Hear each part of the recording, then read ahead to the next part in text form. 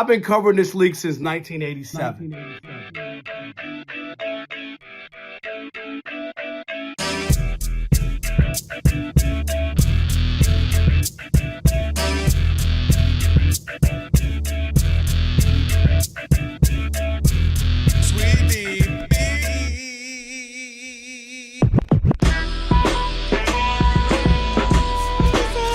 Can this sports writer and this sports fan share a radio show without driving each other crazy? Now, live from the Fox Sports Radio studios, here's Fox Sports Radio's Odd Couple, Rob Parker and Kelvin Washington. Password. Ack, a dack, a ack. Enter, brother.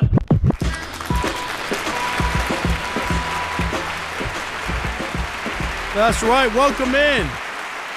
And with that password, you now have full access to this very fine radio program for the next 3 hours. Not 2, not 3, not 4. Thank you, LeBron. Not 5. No matter how you listen in, Fox Sports Radio, foxsportsradio.com, the iHeartRadio app, SiriusXM Channel 83, and now live on YouTube.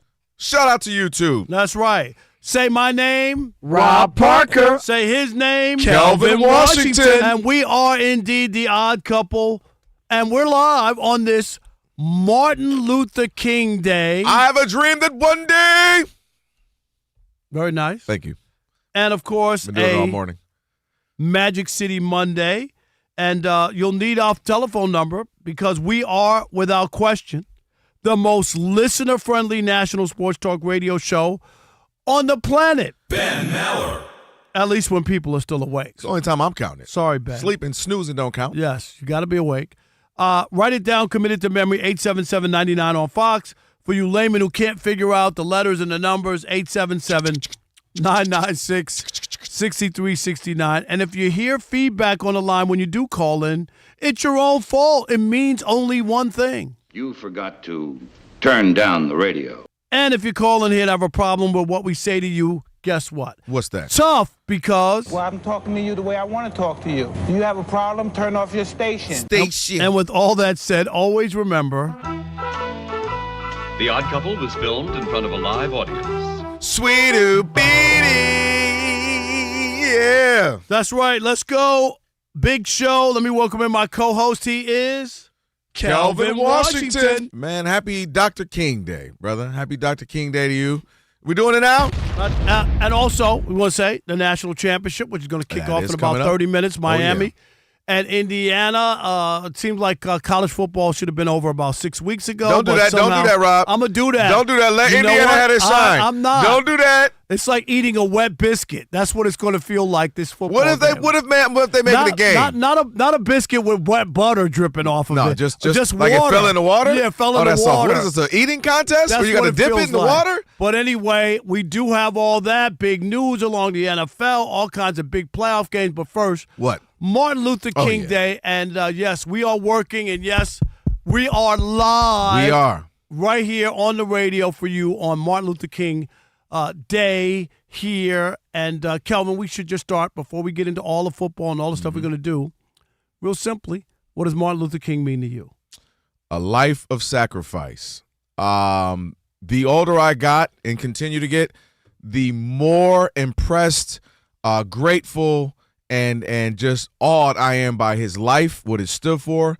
Because when you were a kid, you look at those pictures and those all the speeches, and you think he was like 40, 50, 60, 70.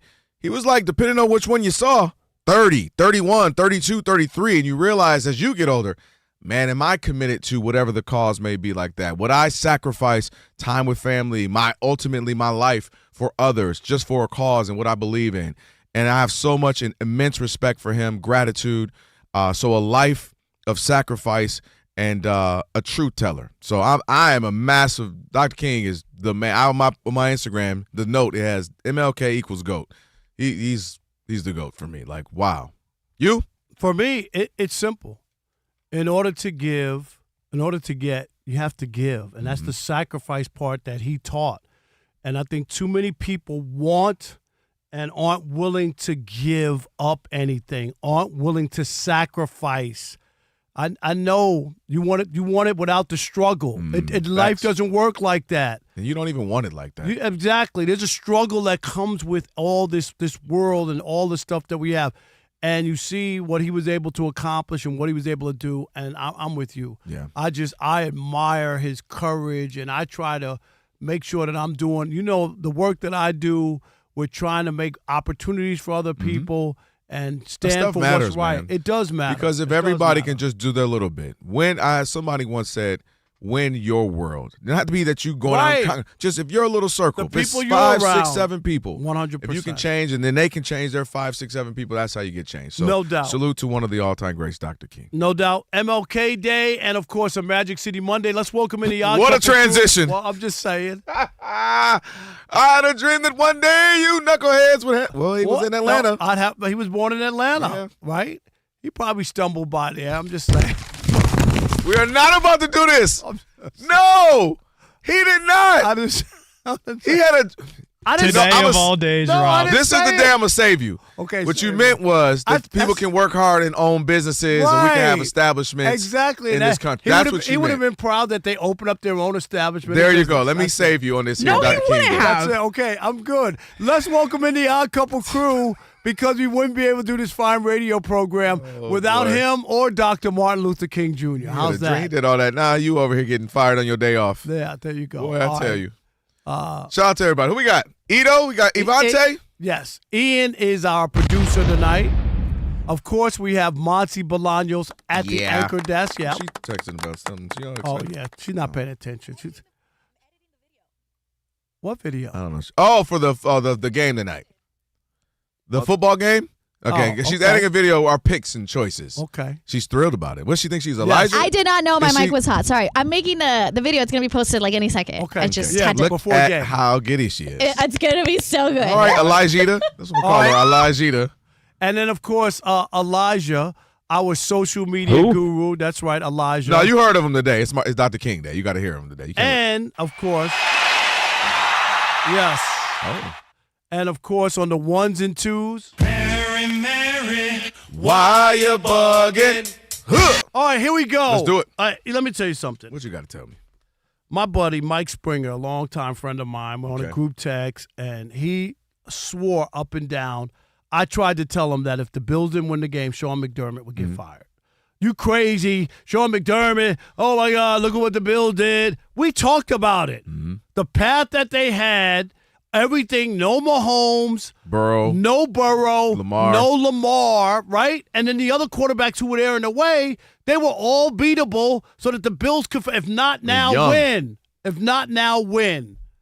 And they turned in a stinker. 9 years is enough. I know a lot of people in NFL America woke up and they were shocked. I was not shocked. I called for this guy's job last January when they lost. Last year. The Bill, 9 years. It ain't enough. You got to get it done. You can't. And I'm going to tell you, when I knew if they didn't win that game, when it was all over. At the end of the half, when they have no timeouts, a little bit of time, and he fumbles at the 32 or whatever it was there with 2 seconds left. They gave up 3 points that were playing hero ball. What was the plan there? That's where the coach has to step in and say, kneel down. Kneel down. Don't turn the ball over. We can't give up points. Instead, they turn the ball over, give up points, and that wind up costing them. They would have been up by 3. They probably would have won the game. Didn't have to go to overtime, and that whole thing. And that's when I was like, this is coaching. And I know, Josh Allen, terrible game. More turnovers than a bakery. That was the theme of the weekend. Well, someone else had an even bigger bakery. Exactly. We talked about him as well, and we'll get to that. But I'm not shocked. I'm not surprised. It's justified, and I keep saying it. We said this before, that there will be hell to pay if they didn't make the run to the They had to get to the Super Bowl. And I am not surprised. Enough is enough. 9 years is a good, fair run for a coach in the National Football League without getting to where you want. They didn't even get to a Super Bowl. Right. The old Bills teams, they at least lost in the Super Bowl. They lost 4 times in the Super Bowl. This team hasn't even gotten there. And you know what? Here's the thing. One, I agree with you on 9 years is a long time with one of the best players in the league. Not 9 years of just, hey, I've been coaching the Titans for 9 years, okay, or the Panthers who are, trying to get good. You've had Josh Allen, and okay, the first little bit he has to grow, get better. But let's just say the last 5 years he's been Josh Allen, right? He's been the guy that we know.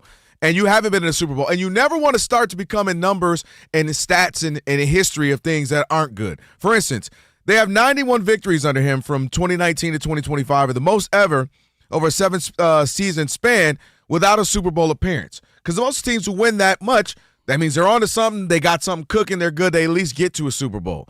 And then you talk about this, the fact that he's 0-3 in the postseason in overtime, which means you can't get it done. 0-5 in overtimes, period. Josh Allen hasn't won an overtime game yet.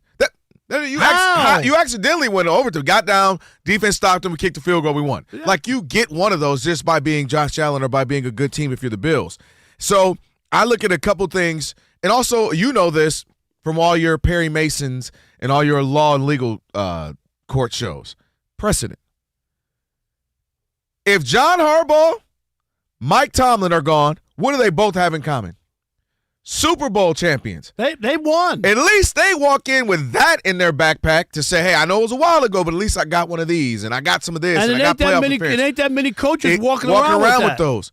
If they can get the smoke, voluntary or involuntary if you're Tomlin, if they can be gone, Sean McDermott can surely be gone. You've never even been to one.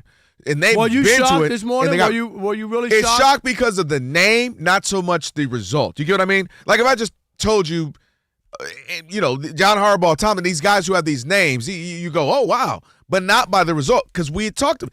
He'd probably been the biggest name coach to me on the hot seat the last 2 years or so. Always kind of in the mix. Ooh, I don't know, McDermott. What if Josh Allen had another coach outside of McDermott? His name had been percolating, if you will, for a couple of years. So it's not as shocking, the result. It's just that's such a big name in a year where we've had. Usually that would have been the biggest name. But if Tomlin, McDermott, John Harbaugh, Stefanski. I mean, we've had some. Stefanski won 2 Coach of the Years. Right. McDaniels, you're thinking he's our hot young guy. We're going to go somewhere with. Like, there was big I don't recall a year like this where anybody could get the smoke as a coach. And what's crazy, they had video I saw of John Gruden on television live when the announcement came down. And these guys are just so bad. Like, seriously. He defended it? So I'm sick to my stomach, blah, blah, blah, blah, all this stuff. And they're a fraternity. And they all stick up for each other. And if I was on the set, I just would have said, well, John, I got a question. Should any coach ever be fired? Because you're saying this, but you replaced Tony Dungy, who got fired. You could argue he's better than McDermott. Right, but when he couldn't get there with Tampa Bay, they brought you in and you won a Super Bowl. Why is this so hard? I keep telling people, stop being afraid of the unknown. Mm-hmm. Be afraid of the known. Be afraid. We've seen McDermott for 9 years. You should be afraid of that. So just repeat it again. Exactly. And you're so afraid of the unknown. Oh, my God. Well, who's going to be? Well, can you name another coach? And then I threw out a name right up, Frank Reich, who was the coach of the Colts, who played for Buffalo, was a part of one of the biggest comebacks in the history. 24 points or something? Yeah, the history of the NFL, and he's a quarterback. Frank Reich, I threw out a name. I know Brian Daboll was the offensive coordinator there, worked with Josh Allen. That's what a lot of people That's are big another on that name. one. I think he's from Canada or something, or right? Yeah, I'd look at maybe Mike McCarthy. But there's a couple, right? There's some names out there. And quarterbacking. And by the way, the GM getting even a promotion when they didn't have a lot of groceries, and you're supposed to be doing all the grocery shopping. They got problems about their and so I roster. I'm looking at GM kept a job, and it's not like Josh Allen's throwing to a bunch of people or there was all these tremendous defensive players. I was kind of shocked by that. All right, 877-99 on Fox, 877-996-6369. We want to get as many people in. Was this the right move or wrong move? What side are you on? Kelvin and I aren't shocked. We talked about it. This was their path into the Super Bowl, and they couldn't get there. Have a sloppy game. Yeah, that's Sean the McDermott issue. Pays the price, and rightfully so. It is the Odd Couple on a Magic City Monday. Rob Parker, Kelvin Washington. It's MLK Day here on Fox Sports Radio. I'm a dream that... And you know what you need to do? Stick and stay. Unless you really thought that Martin Luther King Jr. was going to be at Magic City. We don't have to rehash it. Can you stop? We don't have to rehash it.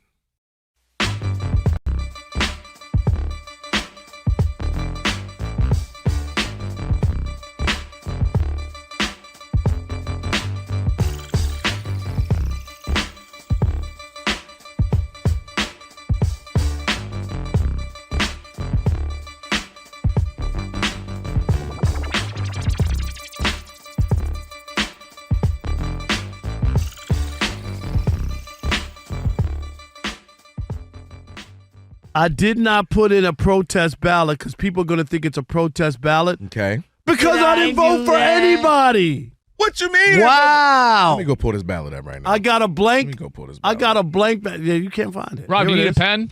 No. I got a pen if you need to fill it in. Is that what happened? You ran out of time? You had to just submit it? It's blank, and I did not see anybody on here who's Hall of Fame worthy. And then let me give you some names because people are saying, what about Andrew Jones? Yeah. No, sir. What I about get that. Ryan Braun? No, sir. I get what that, about too. Carlos Beltran, who last year got 70%, I think, and he didn't need 75. I didn't vote for him last year, so of course I didn't vote for him this year. Of course, there's Andy Pettit, Manny Ramirez, A-Rod, Jimmy Rollins, Chase Utley, Omar Vizquel, David Wright, King Felix. Nobody.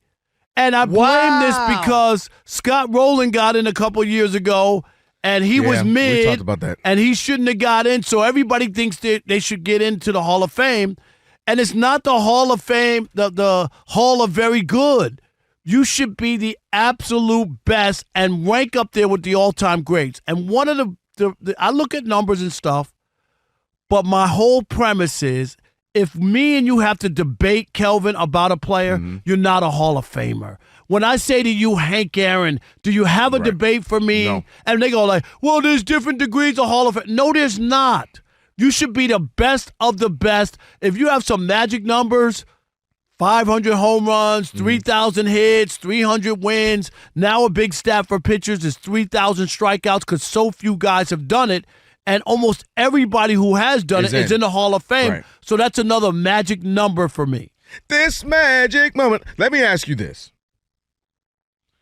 Who are you looking at? Are you never going to forgive, and Barry Bonds, I don't even know if he's No, I voted for Barry Bonds every time. I voted He's for on the Roger list? Clemens every time. Because of their prior to the No. Okay. They were never suspended by baseball. Okay, here's why I can't vote for A-Rod. Because that's where I was going. And Manny. A-Rod and Manny. Once they put the rules on the books that you couldn't use the juice. Because prior to that, they didn't test for the juice. So I can't, if they're not testing for something, how can I blame you, right? That's fair. That is Once fair. they put it on the books, Manny got busted like 3 times.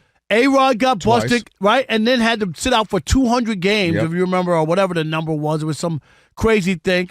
That's why they don't get my vote. Okay. Andy Pettit was really good with the Yankees. Never won a Cy Young. He doesn't have anything other than he was really just good. really He was good on a very really good team. On a very good team. And I'm not He taking. can't get a Draymond Green Hall of Fame vote? No. Because you know Draymond's going in because of that. I was really good on a really good team. I was one of the good players. That's why we don't respect the Basketball Hall of Fame either. I'm just To Rob G's and our point, I'm just going to throw out some people, kind of this era, who eventually will obviously be retired and then eventually be in the list. You tell me, like, go ahead. Freddie Freeman.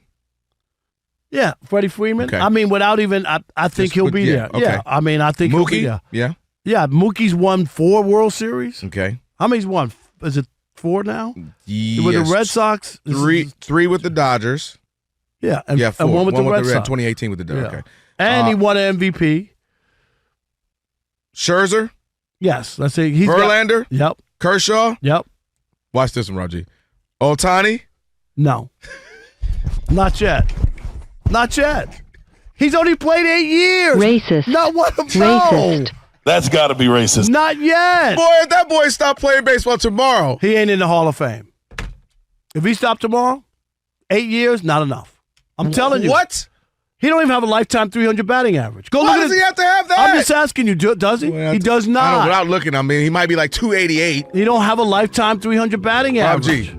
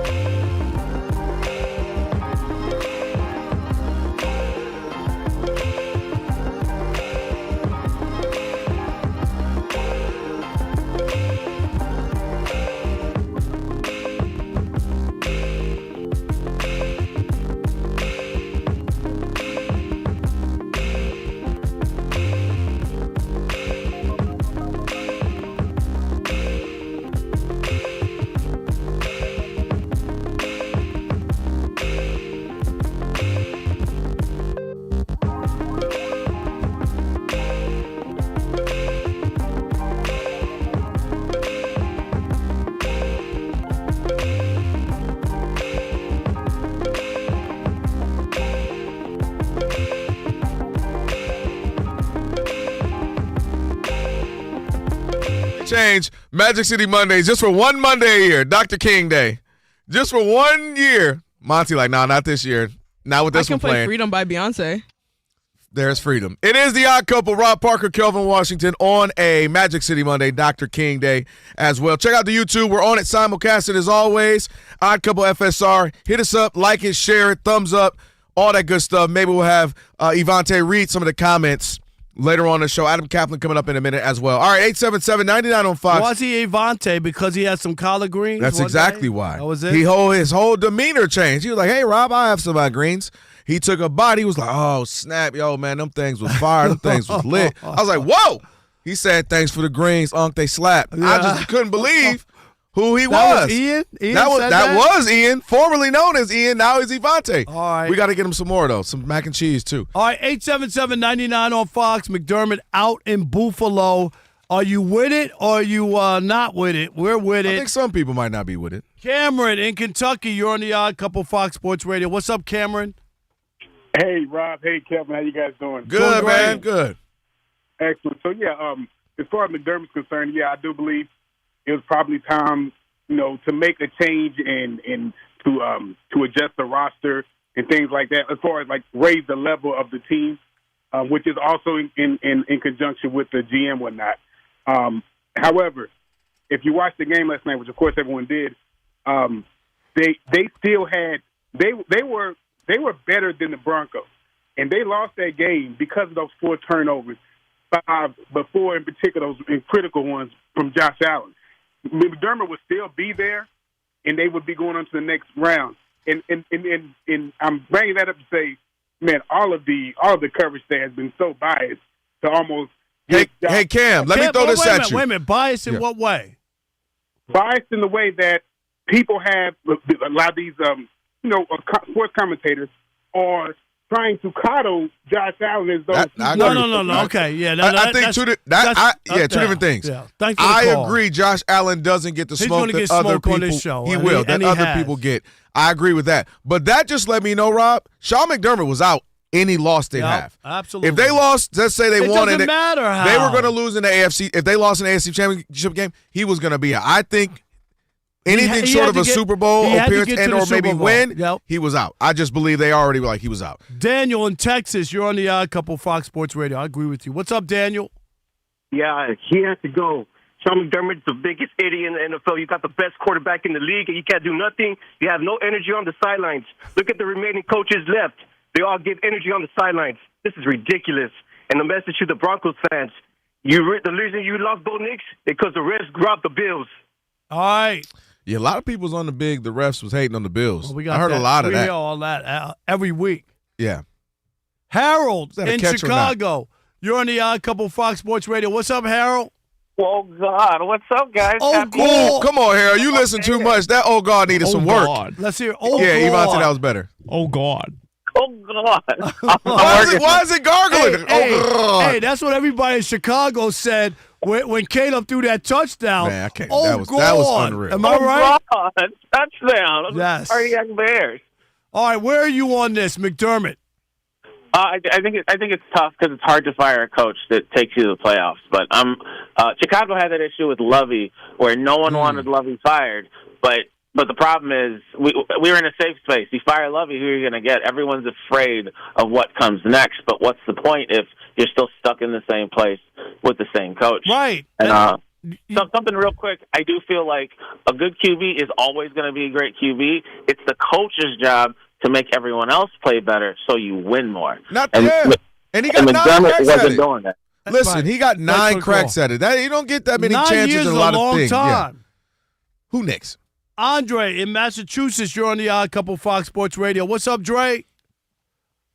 How you doing? Thanks for taking the call. Some good points made by the previous caller relative to Lovie Smith. And I'm on the side of the line, the Lovie Smith side of the line. I didn't think Sean McDermott deserved to be fired based on the fact, yes, there were 4 turnovers, but there were critical calls in the fourth quarter, okay, that decided that game. I don't understand how that was ruled an interception, okay? So that call in and of itself, you can talk about the pass interferences. I was against calling both of them where they're essentially 50-50s. You can call one of them. How about at the end of the first half? What play, what were they trying to do there in their own territory with no timeouts and the clock running? What was that, Andre? Seriously.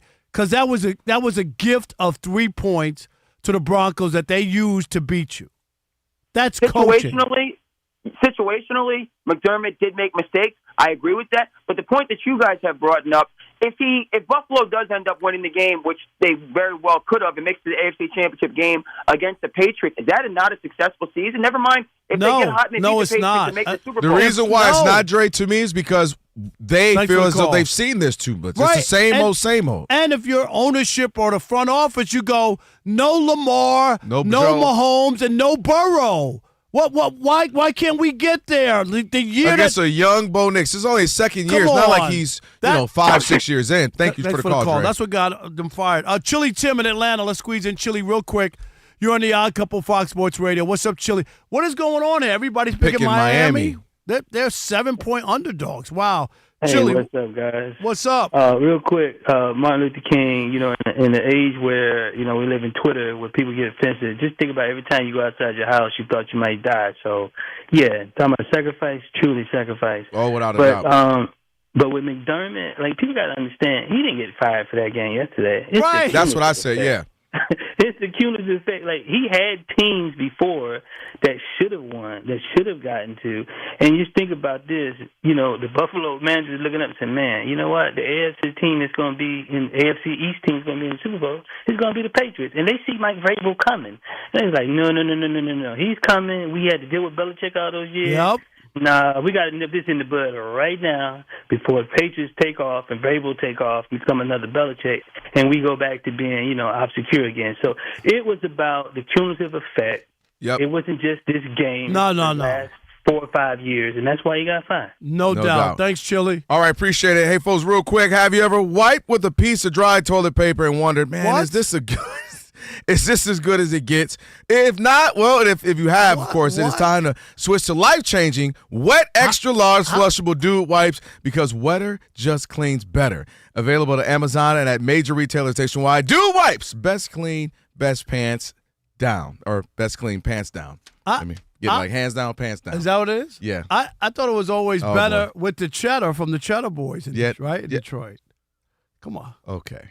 Rob, it's always better with the cheddar. You just went Come for on. here. You if anybody's listening in Detroit, oh, boy, they know exactly what you're talking about. But, okay. You had to have been in them streets. Don't let this gray hair fool you. That's all I'm saying. Man, I tell Mary that all the time. Don't let this gray hair fool you. Adam Caplan on the other side of trending, but right now, Monty Bolaños with a happy update because somebody won. Oh, yes, the Clippers survived. But I just finished the video, so you may get notifications that I just tagged you. I just put it on Instagram. I will put it on Twitter in just a second, but it just went on Instagram. All of our answers on Indiana versus Miami, which is about to kick off. I'll read, what is it called? Repost or whatever they call it on Instagram. Repost, like, all the things, comment. It's good. It's good stuff. People are going to think we're at a gym. You know why.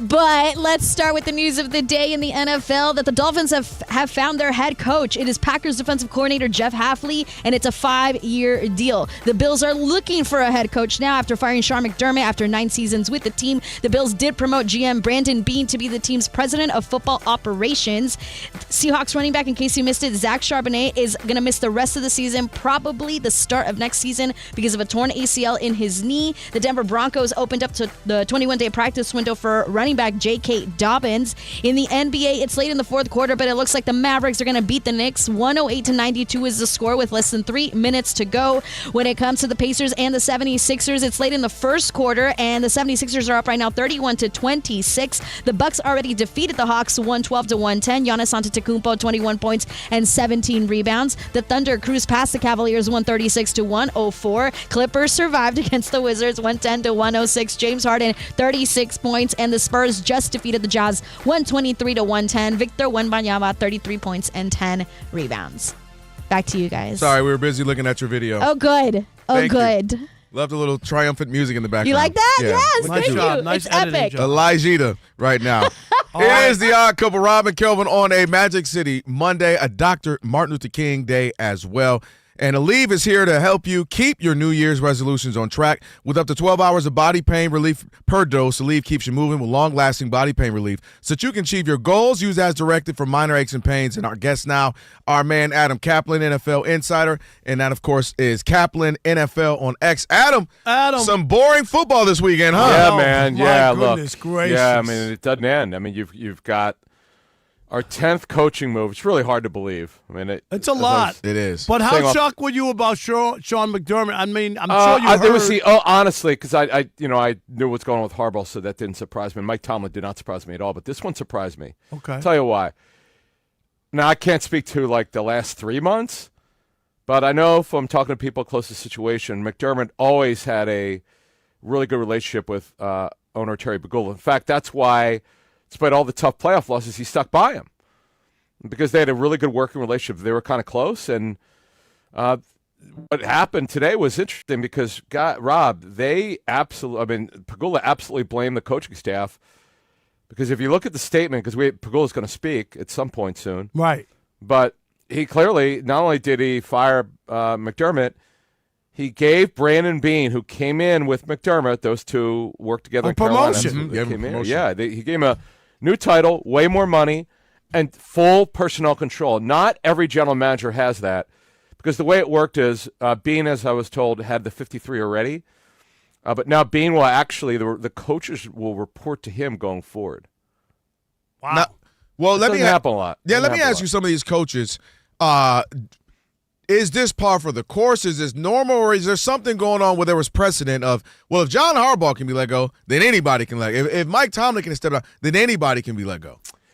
Kelvin, there's no way to totally know that. I know that's been speculated. Just, people don't know. There's no way to know that. But the McDermott one, you just don't know. Now, the thing is, guys, off of what we were just talking about here, are there really good 10 head coaching candidates? I mean, that's, you obviously Harbaugh getting the Giants job was a layup.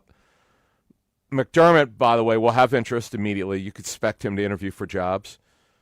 Well, and then the other thing is, how many of them do you really want? There's a lot going on here with this thing. It's like, if you would have asked me mid-season, I would have said 6 or 7. 7 would probably be it. But we didn't know about McDermott. We didn't know about Harbaugh. And we didn't know for sure about Tomlin. So it's 10 is unusual. You know, the average going back to 1990, you talk about 35 years, is 6.5 firings, and this is way over the number. That's the sad part, and I'm going to just say it without even knowing how many jobs are still open now, right? Because they've maybe 8 or something. 8? There are 8 openings now. Okay. We're going to have the Tennessee one. I'm told that should be done in the next 48 hours. That should happen. Do you know who that is, or you don't know? Matt Nagy and Robert Saleh are sort of. It's kind of close. Here's actually, it would be 7 with Miami filling it today. Go ahead. Yeah, here's my concern, and this is just my gut, is there'll be no minorities hired, and on this MLK Day, this is where that's a lot point. of jobs open, Adam, and I don't see any black coaches named. You know, I mean, like being being thrown around. We talked about Flores. If Joseph's coaching, that's the problem. But Brian Flores, we talked about that. I just can't see him getting a job with the lawsuit with the league. It's a tough one. Right? Yeah, I don't see it. I want to bring up something since you brought this up, because I think it's important to note. So I've had this talk with NFL folks over the years. If you got me together with a couple people that I think are really smart, reporters we're talking about, I could give you, in 15 minutes, I could give you 12 really good minority candidates. Ezra Rivero, by the way, has a real shot. He's the coordinator for the Panthers. He's a minority. He's phenomenal. I hope I'm wrong. Ezra's got a chance to get that greater job. But you're right, Rob, honestly. I hope I'm wrong. But the league does not do a good enough job of identifying minority candidates. They don't. They just don't. And that's a bad thing. I've had this talk with the league privately for years, and it bothers me. Yeah. It's pathetic, to be honest with you. Yeah. It's like, what do these owners do when they go to the owners' meetings? I don't get it with a league that's almost 70% black. And that's the thing. That's the problem. So Let's go here, though. Let's go here. I want to go to C.J. Stroud. And Kelvin and I have talked about this. Kelvin, I said that I wanted Mills to stay in. Do you remember? This is after they won those 3 games. I said I'd rather continue with what's going, because the weakest link is C.J. Stroud. And he turned in an awful, not only this game, 10 turnovers in 6 quarters, he had Adam. A bad year. He actually had 6 quarters. It's really interesting, Rob. So his first year, probably one of the best seasons for a rookie quarterback in NFL history. The last 2 seasons now, Bobby Slowick, the coordinator, he had the great first year, bad second year, and I was told that Stroud and Slowick did not have a good working relationship. Slowick had never actually coached a position before, and I think that kind of showed up. Though he's a very smart guy, he'll have a chance to be a coordinator again. So, okay, that didn't work. Fine, that's the excuse. This year, you've got Nick Callie, a first-time play caller, come over from the Rams. He's come through the McVay tree, so they want to keep the same West Coast offense. He got worse this season. It's troubling, guys. And you can't blame injury. I mean, Nico Collins missed a lot of time. Not a lot. He didn't miss a lot of time. He missed a couple games, and I know they couldn't run the ball very well because Joe Mixon didn't play this season, but he didn't throw the ball very well. He is in a regression. This is very troubling. Yeah, it's just 2 years in a row now. It's not like just the 1 year. And by the way, he should have had 6 picks yesterday. He had 6. But one of those throws was so behind the receiver, it was a gift to the DB. Man, Carlton Davis. Yeah. He looked awful. Let's go to the Bears and Ben Johnson year 1, Caleb year 1 together. Obviously really year 2 for him as far as his tenure. But overall, what do you make of this season, and then obviously the game and just the remarkable throws he's had over the last handful of weeks? Just your thought on that throw. He is so gifted. I mean, here's the thing, Kelvin, on this subject. I'm glad we brought this up. I think we talked about it on last week's show, but I'm going to expand it now that we have a little bit more time since their season's done. With Caleb, he's got special talent, okay? But it's got to be managed, and he's got to be coached hard. He was so sloppy with his mechanics last year. His rookie season, he took way too many sacks. Now, the coaching was poor. I'm not excusing that. It was bad. But he played poorly for the most part. Yeah, a throw here or there, some interesting plays here or there. Didn't have a high turnover margin. Did not take a lot of sacks. Now, obviously, they really improved their offensive line. You got to give big time. The Ryan Poles, GM, who I actually voted for, by the way, for Executive of the Year for the Pro Football Writers Association. I actually gave him that one. That was my vote. So we'll see what happens when we announce all the words this week. But. Right. What I love is that Ben Johnson was able to reach him. I told you guys last week he coaches his coaches hard and his players hard. Clearly reached him.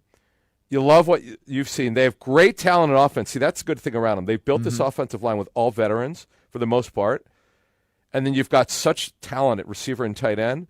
They're deep at tight end. They're deep at receiver. They're good running back group. Well coached.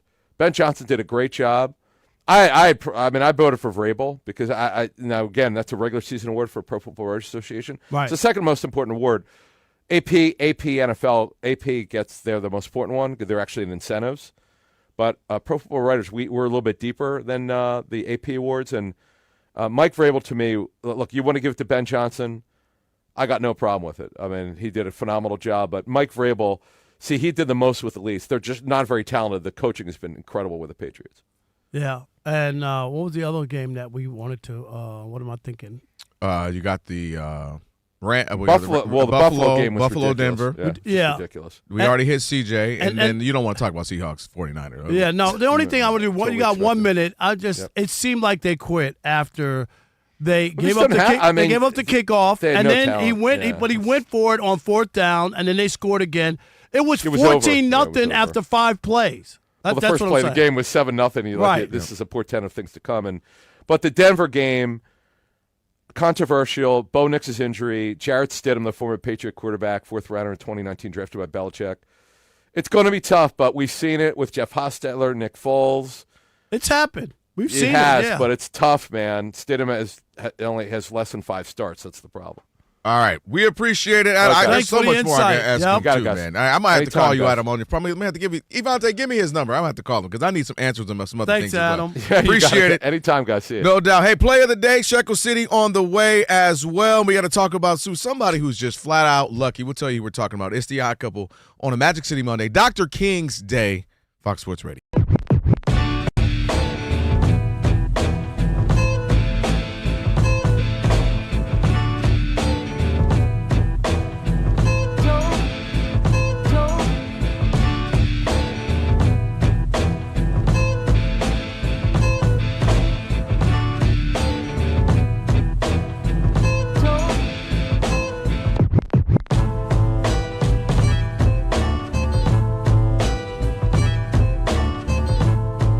Well, look, I look at it like this. One of the things the Giants need is somebody to come in and especially after Dabo, set a culture, set a path. This is where we're going. This is what we're about to do. And this is how we're going to do it. That is what Tomlin, those types of guys are the best at. Dan Campbell, certain guys are good at that. Getting the mission. Hey, everybody focus. All eyes in. We're going on this way and getting the kind of the camaraderie going. Now, you need folks around them to say, yeah, we're going to do that, but this is going to be an offensive scheme. This is going to be a defensive scheme. This is how we're going to do it. And if you are him, you're looking at this Giants team, you're saying a couple of things. All right, what am I walking into? I'm walking into a quarterback that has some talent, but I need to get his attention. And I think he's the type of guy that can get some buy-in so that we're not having Jackson Dart say, did you not watch my high school tape, my college tape? This is who I am. It's football. I'm going to keep playing. No. John Harbaugh's the type of guy who can talk to him and say, look, man, you have a long career ahead of you. You're needed. You want it. This is what we can do. This is how we can benefit. And you remind me a lot of a guy like Lamar. Now, he ain't Lamar, but you get what I'm saying of your ability to pass, ability to run, ability to get the crowd into this. I bought into Lamar. Everyone else is telling me he's just an athlete. Use him as a slash. Use him as a receiver. Return kicks and return punts. I said, no. This guy's a quarterback, and we're going to build around him. And we can do the same thing to you.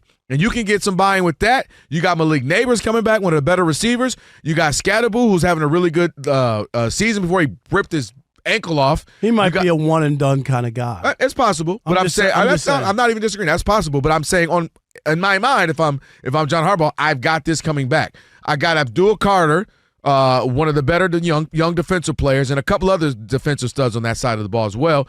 And I just think you look at it and you say, I can get this team to start buying in, start going somewhere and going in the right direction, where in a couple of years, you're very competitive.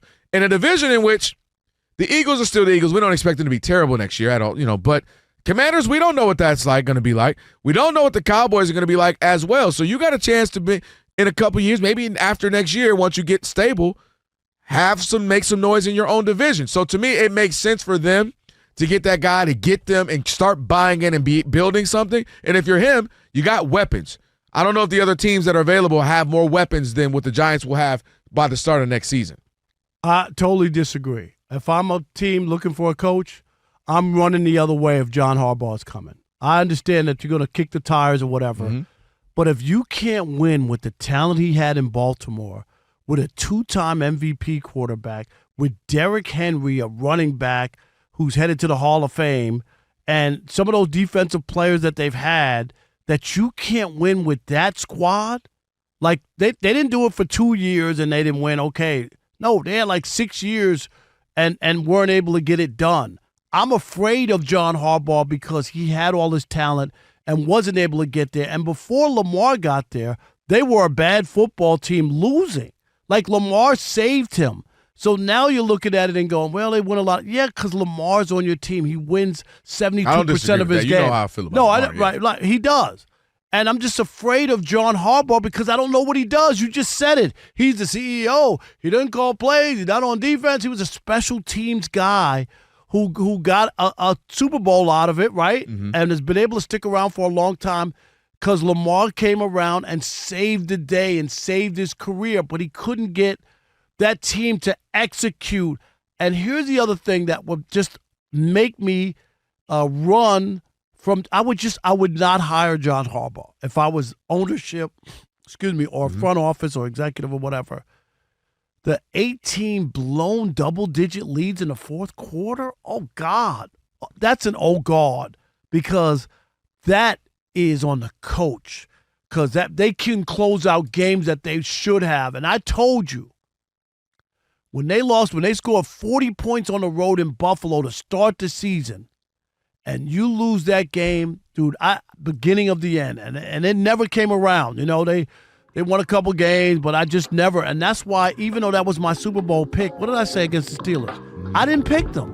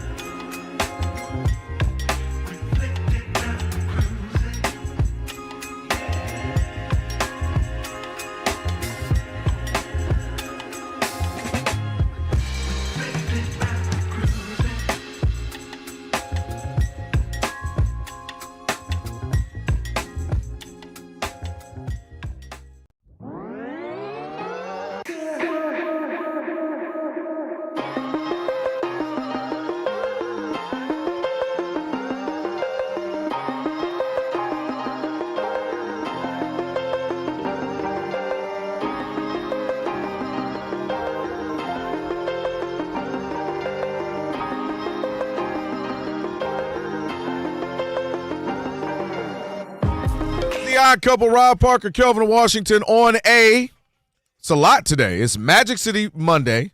It's Dr. Martin Luther King Day.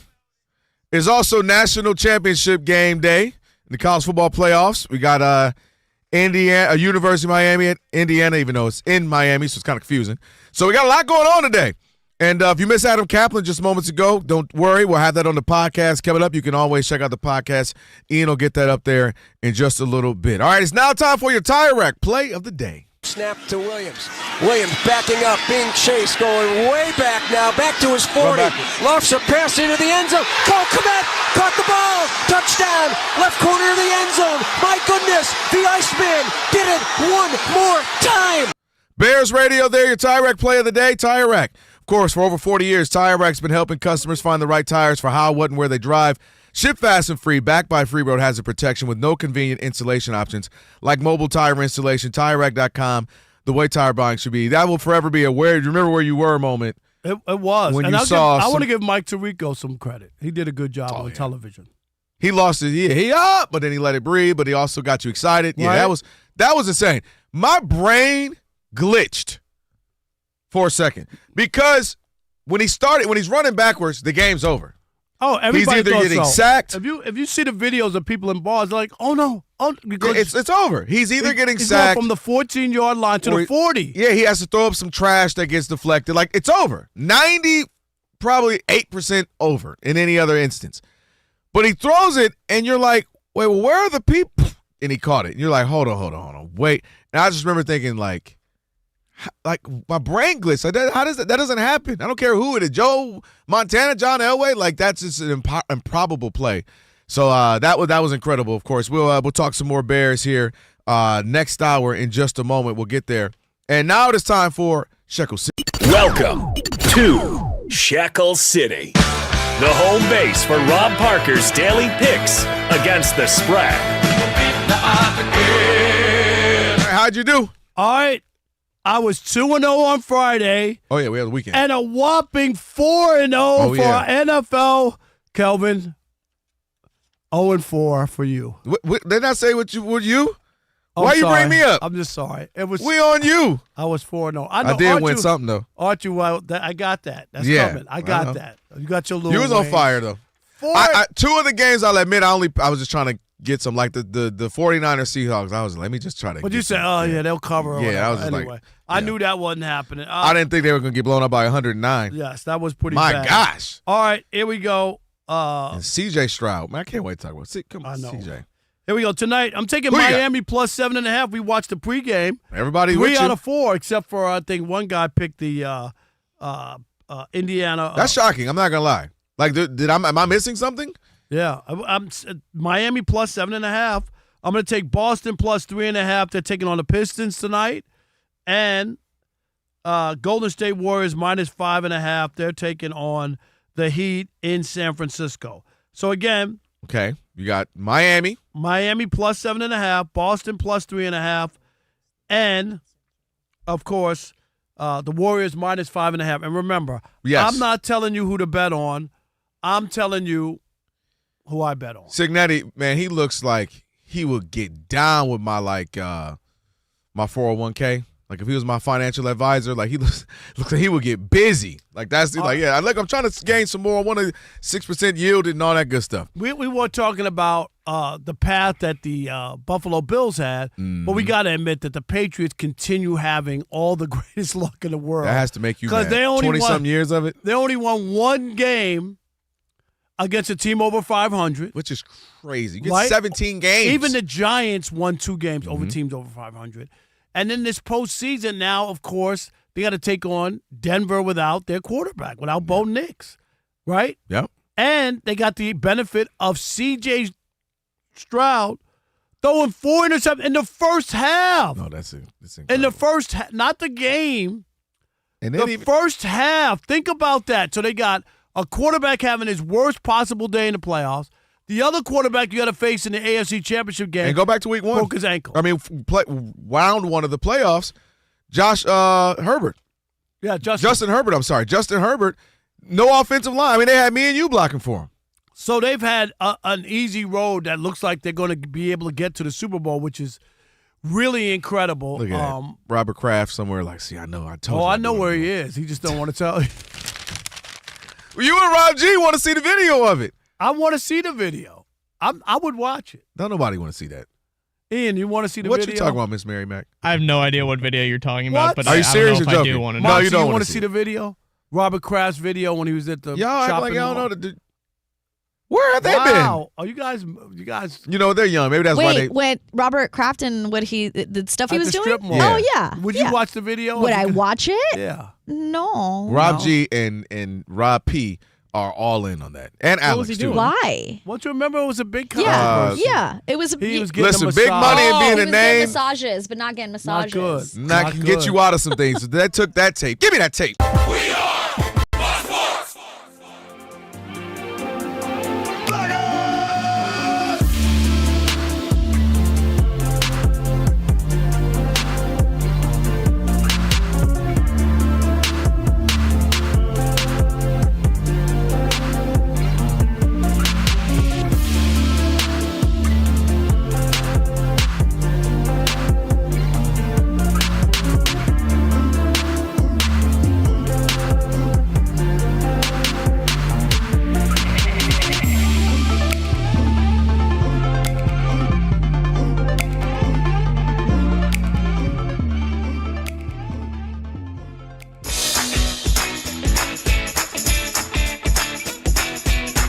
The Odd Couple. You know what time it is. It's your boys. Let's get it.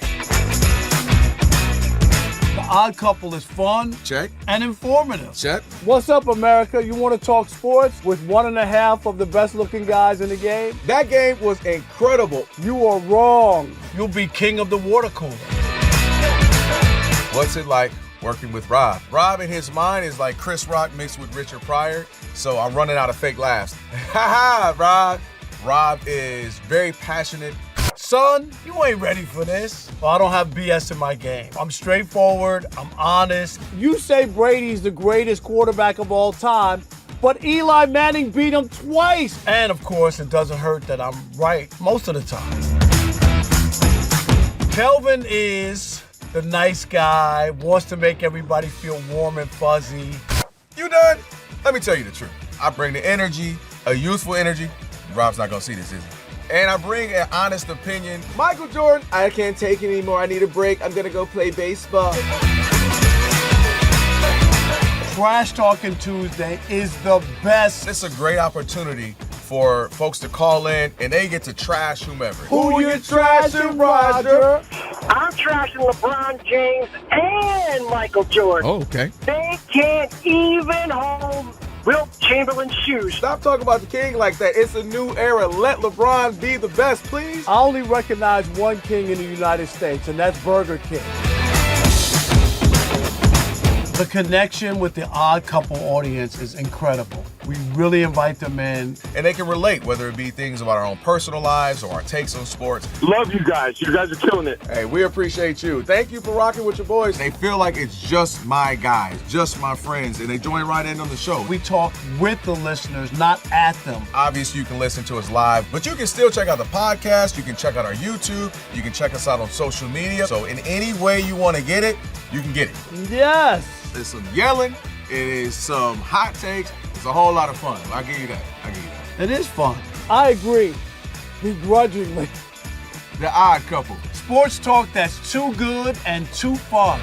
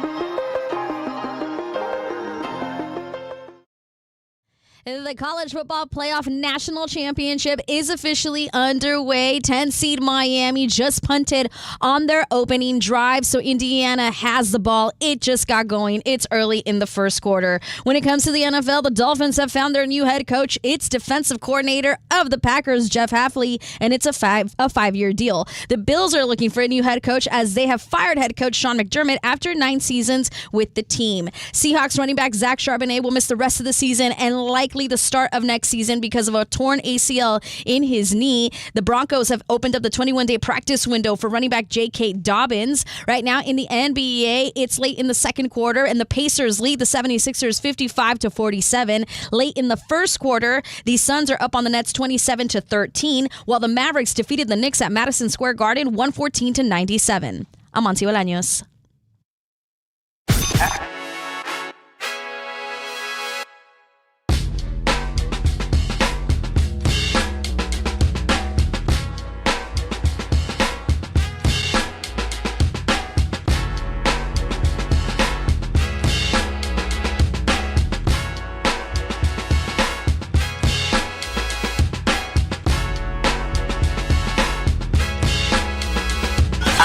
Can this sports writer and this sports fan share a radio show without driving each other crazy? Now, live from the Fox Sports Radio studios, here's Fox Sports Radio's Odd Couple, Rob Parker and Kelvin Washington.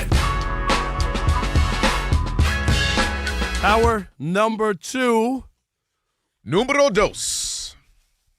On this Magic City Monday, Martin Luther King Day here, Fox Sports Radio, Rob Parker, Kelvin Washington. And if you miss any of today's show, you will catch us on the podcast. That's right. Just search Odd Couple wherever you get your podcast. Right after the show, today's podcast will be posted. Ian's working on it as we speak. Be sure to follow the podcast. Rate it at least 5 stars because we're worth it. That's right. That's right. And you can even provide a review. Again, just search Odd Couple wherever you get your podcast, and you'll find a full version of today's show and a best of version posted right after we get off the air. Not every show can give you a best of version because you actually have to have a good show in order to have a best otherwise, of. that's all. You saying they're giving them the all we got version? Exactly. This is all we got. I'm just saying. Monty's like, this guy. This is all we had. Just take what we got, y'all. Here That's you go. all we got. This we is don't all have, we got. we don't This is all have we a got. best of. Nah, best of. And don't forget, coming up in about 28 minutes, TJ Houshmandzadeh, of course. Hey. The former Pro Bowl wide receiver, co-host of Up on Game on here on Fox Sports Radio. So we got a lot to get to, and I'm going to say I don't want to get caught up. I'm not one of these prisoner of the moments, hyperbole, and all this other crazy stuff. But if you're a sports fan, and I'm just a sports fan, and you have not been caught up in the Caleb Williams heroics, magic, I know they call him the Iceman, the stuff that he's done, it's not often, Kelvin, that you'll watch a quarterback for 3 or 4 weeks and 2 or 3 of his throws are the greatest throws you've seen and that you can remember. Like that is where we are. We know the 4th and 8 throw against the Packers. Their season was on the line. 4th and 8. If it's incomplete, the season's over. Last night, 4th and 4 at the 14. He runs backwards to the 40. He makes the throw. A 14-yard pass went 51 yards. A 14-yard touchdown went 51 yards. It was ridiculous. All right. I told you my brain glitched because it didn't. I was like, wait, what? Just that didn't make any sense. Am I tripping? And if you go on Instagram, social media, and Ian, we have a couple of these things. I definitely first let's hear the call of this. And this is Mike Tirico on the call, right? I think that's who we have, right? No, it's not Mike Tirico. We've got the radio call. Okay, let's hear the radio call. We had Mike Tirico. We got it? All right. We want to do that. And then we're going to get some reaction from fans because you've seen those reaction videos, which are just everywhere, and they've been going crazy for weeks now with Caleb. Yeah, listen, the best part about it, if you're a Chicago Bears fan or just a fan of football, I brought up the equivalent to me is whenever the Knicks are really good in the NBA, even if you don't like the Knicks, it's just good to see. You feel like, oh, that's awesome to see. And it's been just having Chicago and just the fans. Even though it's your arch enemy at the kind of thing. You want to beat people at their best. You want the energy level, right? You want that. That's why you want the smoke between the Packers and the Bears. You want all of that. All right, let's hear it. Snap to Williams. Williams backing up, being chased, going way back now, back to his 40. Lofts a pass into the end zone. Cole Kmet caught the ball. Touchdown. Left corner of the end zone. My goodness, the Iceman did it one more time. And I think he still might have undersold it. No, that's why I wanted the Tirico call, to be honest. As great as that was. Like that is okay. Mike Tirico's call was way better. That was the one I wish we would have heard. Yeah. But it's all good. Let's hear now Ben Johnson talking about that throw. The fourth down to tie it up, ridiculous. That's ridiculous. I mean, you talk about that 4th and 8 from last week and how outstanding that was, and I think this one was probably even another level ahead of that. So there's some things that you just can't coach. He's got that about him. He's got a knack. He's clutch. He does so many good things. He's an eraser. I have plenty of bad calls each and every week, and he helps make it right for me. And I know he's feeling it because we didn't win and have some turnovers mixed in there, and he's feeling it. But he's one of those guys I'm talking about. We'll remember this feeling, and he's going to be stronger for it. I like the way he called him an eraser. Like he makes the coach makes a mistake. By the way, I know where we're going with this segment. Right. So give me real quick. I did not like the game Ben Johnson called. I agree. Ben Johnson, you'll appreciate this. Ben Johnson was coaching as if he was coaching Jared Goff. I agree. And what I mean by that is just drop back, what's open, quick throw, okay, boom. He didn't give me any of the typical creativity. He didn't give me a lot of the screens he normally throws, and he didn't utilize what makes Caleb Williams great, the Magic Man and the Iceman, rolling out, bootlegs, RPOs, none of that. It was basic, just drop back, where the Rams could go, okay, they're just going to do this, and was able to lock him up again for like 3 quarters. And I was sitting there staggering, and Chris Collinsworth was starting to lose his mind. Like, why don't they run? I was waiting on this to happen. Right. Does he know who he is? And it didn't and happen. At some point, Caleb Williams is going to learn, and I think it takes time. You've heard me say this a million times. Lamar has had it where you're showing your greatness as a quarterback. You forget, part of that makes you great is running. And I think when you get that perfect happy medium of, yes, I'll sit in the pocket when it's there, but I'm going to take off when it ain't, whether we called it or not, right? That's where it leads. And that's where Caleb will be his most scariest. Because I'm watching the game, and finally Chris Collinsworth can't take it anymore. He's like, hello? And I'm watching the game. I'm like, Ben Johnson is in his Jared Goff bag. Right. He, who we coached longer. Right. Because he's just like, drop back, do this, pass there. I'm like, there's no Caleb. RPOs. That's not Caleb. There's no fakes and go the other bootlegs. There's no quarterback draws. Dude, that's what makes him unbeatable. Because when he starts doing that. And so I was blown away. I'm losing my mind. And lastly, we've talked about this. I keep bringing it up for the last 10 weeks. Are they anti-field goal? They got down in the red zone. Caleb throws an interception on 4th down. Yep. They get down later. Don't kick a field goal. The Bills, instead of kneeling down, they got to go and kneel at a half and just, all right, cool. It's a good game. We got a good half. It's time. No, 22 seconds, no timeouts. We're going to go for it from the 25 or whatever. I don't know. When coaches, I keep telling you, come in week after week. Why don't coaches take 3? Why won't they punt it every now and again? I understand, go for some more 4th downs. I get that. I obviously root for a team where the coach is crazy with him, and you hear me criticize him. Watching these games the last 2 weekends, and you've heard me say it for like 10, 12 weeks now, I'm blown away at coaches anti-points. Yeah, it doesn't make sense. I don't know to me what's either. going on. All right, let's hear the Mike Tirico call. We do have it now. I think it's better. Command in motion. Williams drifting, sprinting for space, in all kinds of trouble, put it up for grabs in the end zone. He got it for the touchdown! They've done it again! That's what we're looking for. That's what we're looking for. Yeah. And then here's just a reaction of a sports bar in Chicago. This is it. This is the game. Oh, no. A guy giving up. Drifting, sprinting for space, in all kinds of trouble, put it up for grabs in the end zone. Oh my God! Oh my God! There's no way! There's no way! There's no way! That's funny. And he ain't wrong. No, and he went crazy. All right, so we say all that, and you know me, I'm not into glazing everybody or think everybody criticizes me, says that no, I'm you harsh are on the everything. ultimate glazer. Okay, I'm just not. for your few. No, I don't glaze. Now, 97% of the humans ain't getting nothing. But them 3%, you are Krispy Kreme glaze.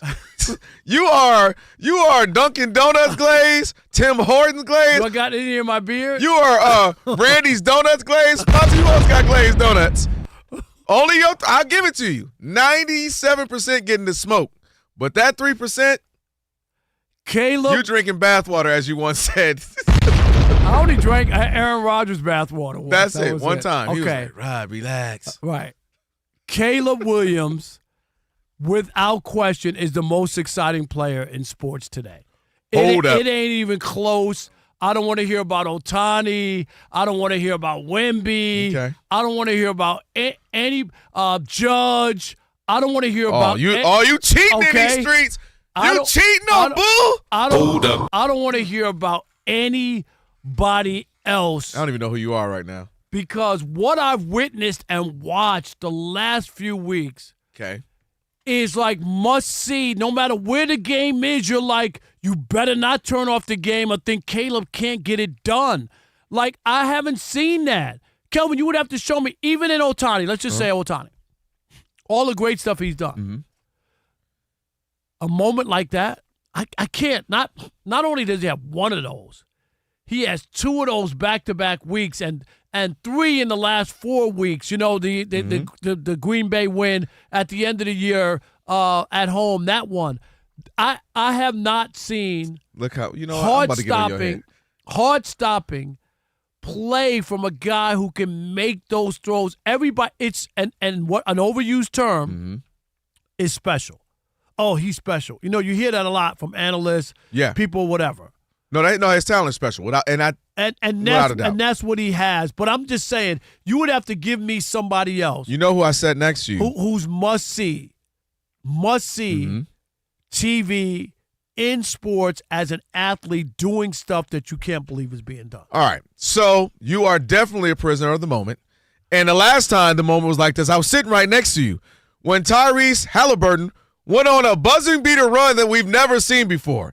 And it was just, next game, he kept, it was the most one of the more remarkable runs in sport of buzzer beaters and big shots that we had seen in quite some time. So there was that. Secondly, while talent, like pure ability, as we mentioned, special talent, I don't think anybody can deny that about Caleb Williams.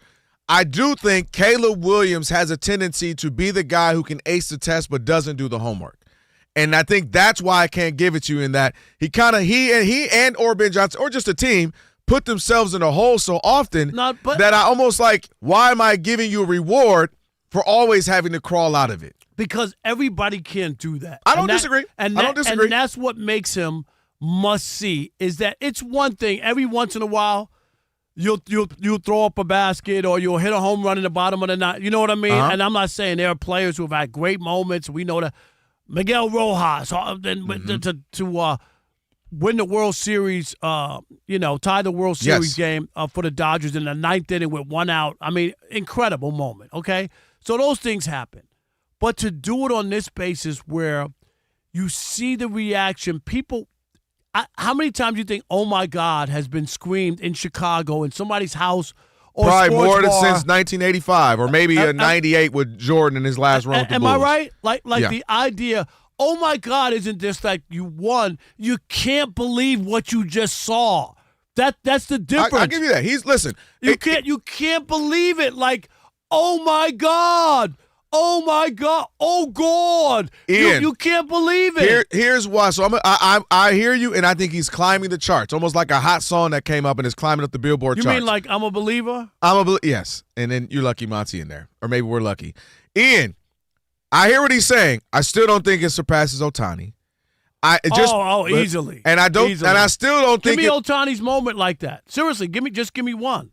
You don't have one. Well, him pitching, what was it, 7 shutout innings? No, 6. 6 shutout innings. That's up there. Him hitting major, huge home runs in 2 different rounds in the postseason this year. There's no. He doesn't have a Game 7 in the World Series. That's what we're talking about. But he doesn't have that. He doesn't have it. It wasn't like it was to go to the Super Bowl or in a Super Bowl. Those are huge games. I'm not hating on that. Those were remarkable. I told you that might have been one of the best football throws I've ever seen, period, by anybody. But that's the idea that you say that could be the best you ever saw. But you said the most exciting right now in sports. Exciting, yes. He is on his way. All right. But I think Josh Allen's still more exciting. Oh, no. Wait a minute. What do you mean? I think Josh Allen's more exciting. I think a Steph Curry flurry is still more exciting. And Shohei. Those are 3 off the rip. All right, Off the rip. Ian, what do you think? Am I crazy? No, I mean, I just think he needs to do it for longer, Yeah, he like can't more be sustained. bad for But the I first see what you're half, saying, three Rob. quarters. It's like an NBA player who, all game long they can hit some crazy shots, whatever, and they're hit or miss. But then when it's like the last minute of the game, he'll just hit 7 for 7, and it's just crazy. And I get the he's on his way. He could be there. He's not there yet. We want to hear from you. 877-99 on Fox. 877-996-6369. Am I crazy? Am I Meshuggah? Yes. Keep asking questions. I'm saying Caleb Williams is the most exciting player in sports, bar none, right here, right now. We want to hear from you. And you know what? You can sing along with his song because I am still a believer. Let me take these off. I'm sorry. Go ahead. Toss. I'm a believer. Without a trace. Go down to my mind. Here you go. I'm in love with Caleb. I'm a believer. Oh, Carrie.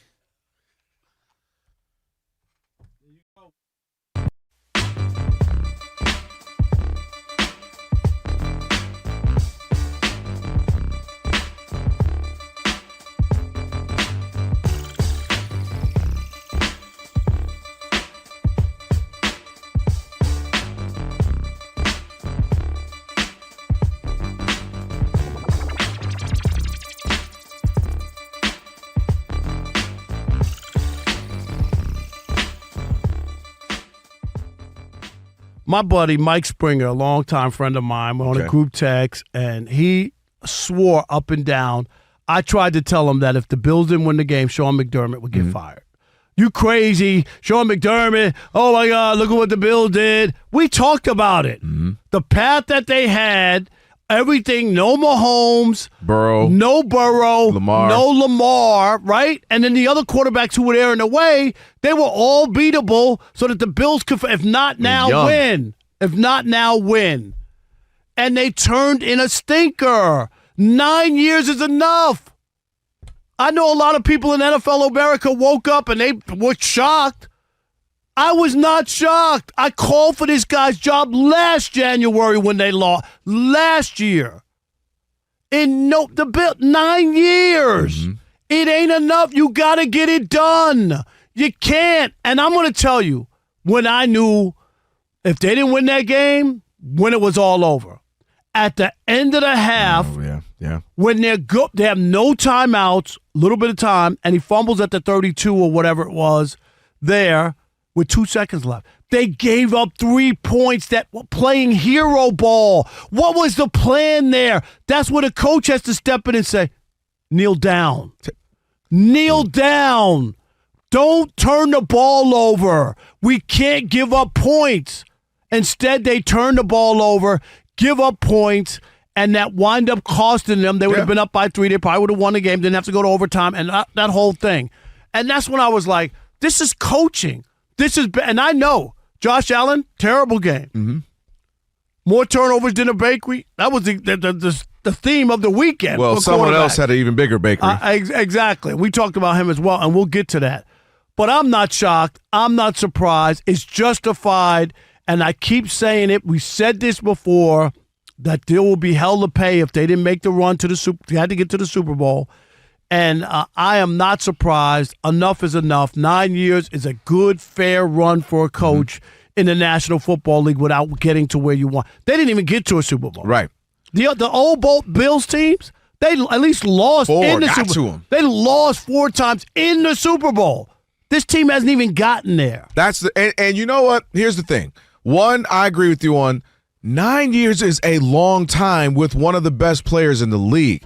Not 9 years of just, hey, I've been coaching the Titans for 9 years, okay, or the Panthers who are, trying to get good. You've had Josh Allen, and okay, the first little bit he has to grow, get better, but let's just say the last 5 years he's been Josh Allen, right? He's been the guy that we know. And you haven't been in a Super Bowl, and you never want to start to become in numbers and the stats and a history of things that aren't good. For instance, they have 91 victories under him from 2019 to 2025, or the most ever over a 7-season span without a Super Bowl appearance. Because most teams who win that much, that means they're on to something, they got something cooking, they're good, they at least get to a Super Bowl. And then you talk about this, the fact that he's 0-3 in the postseason in overtime, which means you can't get it done. 0-5 in overtimes, period. Josh Allen hasn't won an overtime game yet. You accidentally went overtime, got down, defense stopped him, we kicked the field goal, we won. Yeah. Like, you get one of those just by being Josh Allen or by being a good team if you're the Bills. So I look at a couple things, and also you know this from all your Perry Masons and all your law and legal court shows. Precedent. If John Harbaugh, Mike Tomlin are gone, what do they both have in common? Super Bowl champions. They won. At least they walk in with that in their backpack to say, hey, I know it was a while ago, but at least I got one of these, and I got some of this, and I got playoff appearances. It ain't that many coaches walking around with those. If they can get the smoke, voluntary or involuntary if you're Tomlin, if they can be gone, Sean McDermott can surely be gone. You've never even been to one. And they've Were you been shocked to it, this morning? Were you really shocked? It's shocked because of the name, not so much the result. You get what I mean? Like, if I just told you, John Harbaugh, Tomlin, these guys who have these names, you go, oh, wow. But not by the result, because we had talked to him. He'd probably been the biggest name coach to me on the hot seat the last 2 years or so. Always kind of in the mix. Ooh, I don't know, McDermott. What if Josh Allen had another coach outside of McDermott? His name had been percolating, if you will, for a couple of years. So it's not as shocking, the result. It's just that's such a big name in a year where we've had. Usually that would have been the biggest name.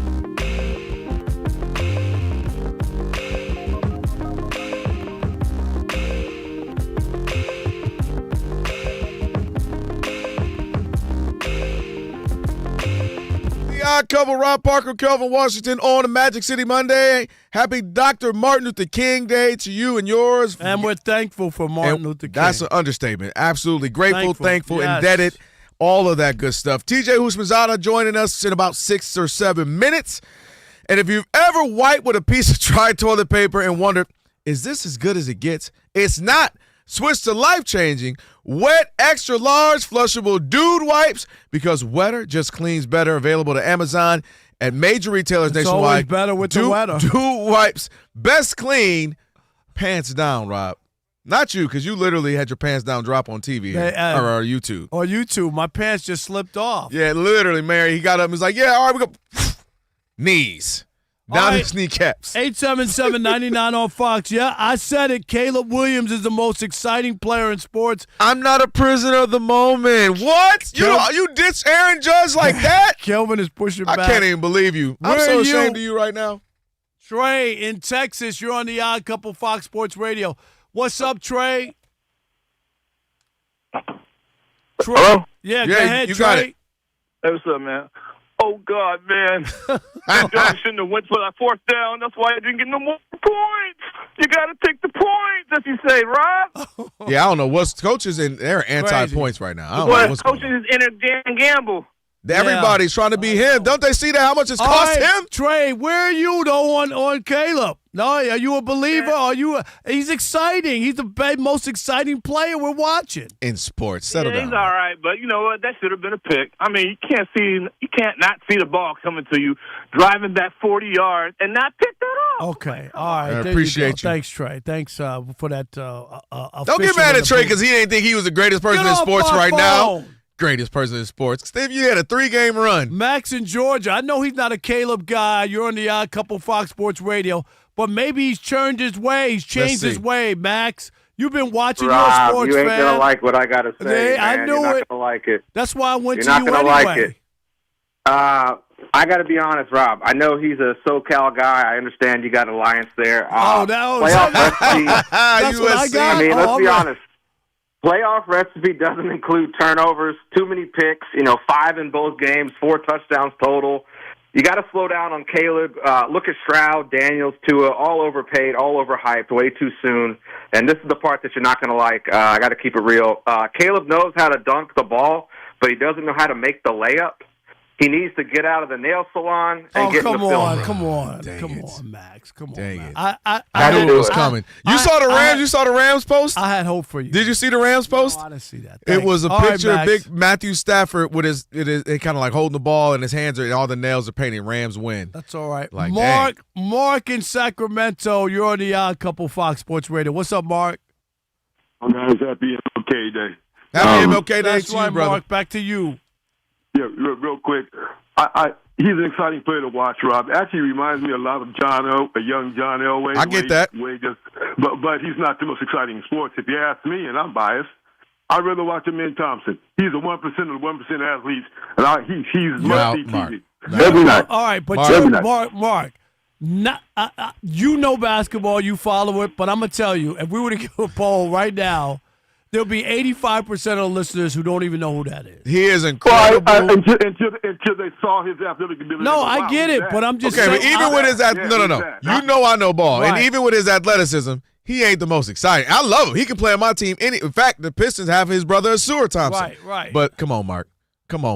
I love you like a play cousin. But thank you, Mark. Appreciate it. He said, Amin Thompson. Wendell in Michigan. You're on the Odd Couple Fox Sports Radio. What's up, Wendell?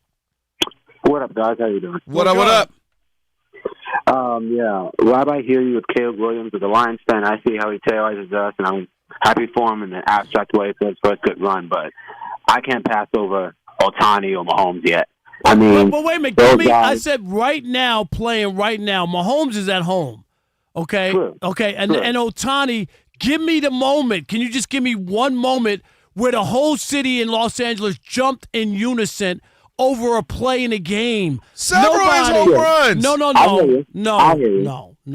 In the playoffs, I'll give it that to you. Ohtani, go look at Ohtani. During the break, we'll look at Ohtani. Ian, no, look at Ohtani's batting. The question look is at not, Ohtani's batting average in the postseason. It's definitely probably 100, maybe even 100 points lower, something like that. It ain't he good. is still more exciting. He might be pitching. He might be hitting home runs. He might be stealing bases. Stop Wendell. it, Rob. Now you about to make me silent. See, this is what you about to make me do. Now I got to start poo-pooing on Caleb because you're getting crazy over here. Trucker Don in North Dakota. You're on Randy's the Odd Donuts Couple. is what I'm about to start calling you with Fox the glaze. Sports Radio. What's up, Don? Yeah. Hey, guys. Thanks for taking my call. All right. Oh, this Trucker Don, you're in North Dakota, huh? Far from Boston. Yeah, I'm a ways out here. Didn't get to see the game. I got to watch it on my tablet this weekend. So it was a good game. Not great. A little sloppy on both sides. Which is why, again, C.J. Stroud, the Patriots. You called it luck. I say they put up a hell of a good defense against him. So, it was definitely part Stroud and definitely part defense. Okay. But Rob, I got to take homage with you over that Rob Kraft thing again. You realize that all of us New Englanders, we all know, of course, that Rob Kraft, being a great Patriot owner, we had just lost, Gronk, and Rob Kraft was just in there looking for a new tight end. Or at least that's a new tight end. Okay. Okay. All right, check it out. That was a good one. That's a good one. Yeah, that's Very a good good. one. All right, Hey, guys. be Thanks careful. for taking my call. Be safe. Be safe. That was a good one. All right, Don, I hear you. That was a good one. One more you want to Squeeze go? in? Who's that? Real quick. Will in Wisconsin. You're on the Odd Couple Fox Sports Radio. What's up, Will? What's up, Rob? What's up, Kelvin? Happy MLK Day. Same to you. Yes. But real quick, Rob, it's good to see a quarterback, really rise to the occasion there in Chicago. And it's important for Chicago, like you were saying, Kelvin, to be good. And also, whatever situation they're going to have going forward with the stadium, it'll be good to have somebody who can fill those seats. So let's see how they celebrate and emulate success and head that division going forward. Thanks for taking the call, guys. No doubt. I appreciate that. Monty Bolaños is getting ready to get you what is trending, and we'll have TJ Houshmandzadeh on the other side. TJ's going to be with me. I'm telling you. No, the he most won't. exciting In player. sports is crazy. In sports is crazy. Monty, I still got goosebumps. From I mean, no, last night. it was crazy. I think everyone was screaming, "What are you doing? Okay, that's fine. Do it again." Your new nickname. Okay. It went from that to my God. That was incredible. Like, but your new nickname is okay? Randy Parker. No. Randy's Donuts Glaze. That's your new nickname. Randy Parker right now. You ain't Rob Parker, Randy Parker. You are not a prisoner of the moment type, and it seems like you might be a little bit right now. Only with I'm never. You know You're never that. on the Now, That's settle what down I'm on the saying. nevers. So you must really like what you see. I don't know in all of sports, but he is super exciting. This game is not so exciting depending on whether you like defense or not. Between Indiana and Miami, after the first quarter, the Hoosiers are up 3-0. I don't think the Hurricanes have crossed midfield in this quarter at all. So it's been that type of game. Carson Beck is 2 of 6 for 9 yards, while Fernando Mendoza is 7 of 10 for 67 yards. Indiana currently has the ball. Other news when it comes to the NFL, the Dolphins have found their new head coach. They are hiring Packers defensive coordinator Jeff Hafley. It's a 5-year deal. The Bills fired head coach Sean McDermott after 9 seasons with the team. He led the team to 8 playoff appearances, but never made it to a Super Bowl. The Chiefs are likely bringing Bears running back coach Eric Bieniemy as their offensive coordinator. He would replace Matt Nagy, who interviewed for the Titans head coaching vacancy today. Nagy is not likely to return to Kansas City as his contract has expired with the team. Seahawks running back Zach Charbonnet done for the season, possibly for the start of next season because of a torn ACL in his knee. The Broncos opened up the 21-day practice window for running back J.K. Dobbins. Right now in the NBA, halfway through the third quarter, the Pacers and the 76ers are tied at 64. The Suns trying to extend their lead over the Nets. 62-42 is the score with about 5 minutes to go in the first half. And still in the first quarter between the Celtics and the Pistons, where Boston has the early lead 19-15. By the way, LeBron James' streak of being named as an all-star starter came to an end today after 21 seasons. Lakers guard Luka Doncic was the leading vote-getter in the West, and Bucks forward Giannis Antetokounmpo led all players in voting in the East. Back to you guys. Thank you, Monty. Hey, I got to give, what is it, 13 and 15, your squad, the Clippers? Yeah, they're getting there. They're getting there. 19 and 23. I was just listening to radio driving in. They were talking about it. Yes. All of a sudden. They got a long ways to go. Not You even, were listening yes, to that bad totally. Lakers station? What were you listening to? No, Clippers. Clippers. Is our sister It's our, station, yeah, too. AM 570. I get that. Yeah, I just not. I used to work there until they fired me. I used to work there. First of all, you've had 32. That's like every time we have a guest on the show. They fire me, Monty, from everywhere. Listen, you know what's funny, though? And you know this. And this is for you, Monty, for Ivante, Miss Mary Mack, and even you listening. Specifically, if you want to be in this business. They say you ain't been in this business until you've been fired. Mm-hmm. And I remember hearing that, and then, like, oh, whatever. I ain't and then you and met then I got me fired. and said, man, he been fired from 30 jobs. Right, but you've been in this business since when? 1986. There you go. I think you're doing all right, Rob. And I did all right. I'm And hanging in. 20 years for me. This is year 21. Wow. Yeah. A whole adult kid. Yeah. You can drink now. That's a good one. My career can drink now. All right, I we like got that. Speaking of great career, we're talking now with our guy, TJ Houshmandzadeh, a former Pro Bowl receiver, co-host of Up on Game on Fox Sports Radio. TJ Houshmandzadeh. Hoosh, let me ask you this. Yo, TJ. First of all, great weekend's a game, but jump in on this real quick. Talk some sense to my prisoner of the moment. Wait a minute, I don't co-host glaze people, TJ. No, but I call him Randy Parker because he's Randy Donuts with the glaze right now, TJ. He says that Caleb Williams not only is the most exciting player in football right now, he's the most exciting player in all of sports. Did you hear what I just said? Please talk this man off the ledge. He's must-see TV. He has lost his mind. Please tell me. Are you kidding me? Okay, TJ, go ahead. I will say this. It's fun to watch him play. That touchdown, man, on fourth down, or that fourth down, I don't even know how many guys are going to even attempt that throw. They just going to get rid of that ball sooner. Like, to have the wherewithal to have your back turned, and then it's probably a 48 to 52-yard throw that accurately. It was a great play. To say it's the most exciting, I will say this. When the Chicago Bears are behind, he's very exciting to watch because you know he's going to do some crazy stuff every single game. That's what he's shown us. And all the stuff that he did in college that wouldn't work in the NFL is starting to work. It is. That's a good point. TJ, let me ask you about CJ because I wanted to get there. And he turned in a real stinker. And Kelvin and I have been talking about this. I said, first of all, I was going to keep Mills in until they lost. When he was up, what was he, 3-0? 3-0. Okay. But everybody with that defense that could get you to the Super Bowl said all he has to do is just play regular. Just don't hurt him. Right? Don't hurt him. What did you make of what you watched? Balls thrown behind receivers, throwing the ball up for grabs. He had 10 turnovers between fumbles and interceptions, TJ, in 6 quarters because he didn't have any in the second half. Right. So in 6 quarters, he had 10 turnovers. It's disappointing, and I'm going to give you this answer, and I'm going to tell you I'm biased because I'm really close with CJ. Okay, we're ahead. Close. Okay, but I'm going to be honest, and I'm going to tell him this when I see him also. When you are playing with a defense like that, you cannot be the reason you lose. He knows that. He knows that. Like, the interception he threw behind in the second half, I believe it was, the tight end was trying to get to the flats on a slide route. He got kind of caught up and fell. Just throw the ball to the ground. Throw it right at him. Throw it on the ground. Because your defense have been playing so well. I text somebody, the only way the Texans lose is if the offense gives New England easy points. Yep. That's what they did. I text this right before the game started. Only way they can lose. And that's how they lost. And I know CJ feels really bad about the way that he played, but if I know him the way that I do, the way that I think I know him, that's going to really motivate him. Because he's genuinely a good dude, but at the end of the day, nobody cares if you're a good dude or a bad dude. You got to get these W's in the playoffs when you really should win. Hey, let's stay there for a second real quick. Do they start to consider something? Because last year was a decline, but you kind of wanted to go with the offensive line is bad. Diggs was out for a while. You came up with these reasons. You'd go. Ain't no way you could overlook this. Then this season, injuries and playing bad in the postseason. Do they start to look elsewhere because they say we can't waste this defense? We don't know how long we'll have it?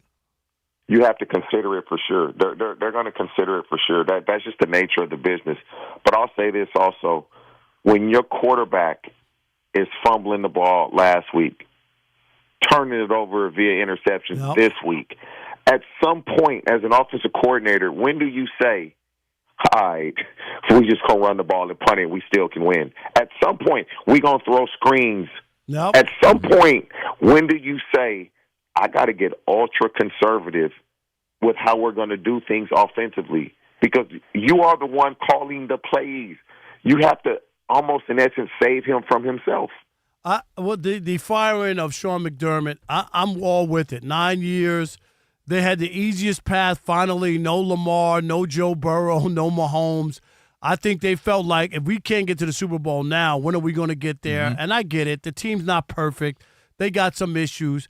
But Josh Allen has a terrible game, and I want you to help me with the idea of what they did at the end of the first half where they gave away 3 points, no timeouts, Josh is running with the ball. That was huge. Right. Huge. And gave up a free 3 points there that they you would have won probably if could they have didn't used. have that 3. Did you see the same thing? I just didn't understand it. Like, what were you trying to accomplish in that part of the field, right? At your he fumbled at the 32. You just gave up points.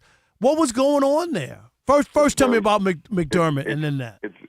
So McDermott, I will say, we're in a league now. It's what have you done for me lately? I don't care what you've done over the past 5, 6, 7, 8 years. I don't care. the path of least resistance is right now. It's right now. Because Mahomes isn't in. Lamar isn't in. Burrow isn't in. Right. The best quarterback left in the playoffs was by far and away, and it wasn't, well, you could probably say it was close if you throw Stafford in there, but it was Josh Allen. Yep. It was Josh Allen. Where the Buffalo Bills probably went wrong, they had a chance to acquire Jalen Waddle, and they didn't do it. That would have given them a number one receiver that he can count on and he can rely on. That ended up biting them in the ass because their receivers didn't make plays. And I'm not going to lie to you. I thought that was a catch. If a knee down rules you down, how can a knee down not make it a catch? Because then Devontae Adams, yesterday, his knee was down. DB took the ball. They said he made a football move. That's what they're saying is Adams made a football move. How can I make a football move when I'm diving to catch the ball and the football move is me going to the ground? Devontae Adams made a football move because he caught it on his 2 feet and he was still trying to run, whereas Brandon Cooks, you can't run when you're making like a diving catch. The football move should be going to the ground. So when the knee hits the ground, in essence, you're down. And I played the game for a long time. I thought I saw it. I was like, oh, he's down. That has to be a catch. So at some point, when I say we, because I feel like I'm part of the league. You are. You played in the league. You're always going to be a part of the NFL. We got to figure this out. We got to figure this out when you look and say, okay, that's a catch. Oh, if it's not a catch, then it can't be a catch for Devontae. Well, we have to have some type of uniform. I was in Chicago with the Kelvin Johnson. I was covering that game. Oh, that's a touchdown. You all probably I'll not never even paying forget attention. that. Like, I'll never forget it. There's Bryant. And by the way, Joe Burrow, I don't know if you saw this. If somebody who played for the team you used to play for, Joe Burrow's come out and tweeted out or whatever. I don't know why everybody doesn't see that's a catch. It's plain as day. One was a catch, one wasn't. The refs got it right. So Joe Burrow out here acting like he Mr. Official. The referee, I don't know if you saw that. He put that out there like it was easy. No, like I don't really be on Twitter like that. I tweet something out and then that's it. I don't get back on because some people be like I don't read comments and things of that nature. You trying to keep your peace? Exactly. I'm too hot headed. So I just when I first got on social media, I would respond back to people and it started getting a little bit too confrontational. Yeah. So now I don't respond back to anybody unless I know them. Hey, real quick, Rob and I didn't spend much time on this because there's been such great football stories. Are the Seahawks that good, or they just finally caught a beat up, just too much, missing for the 49ers? Or are the Seahawks that good?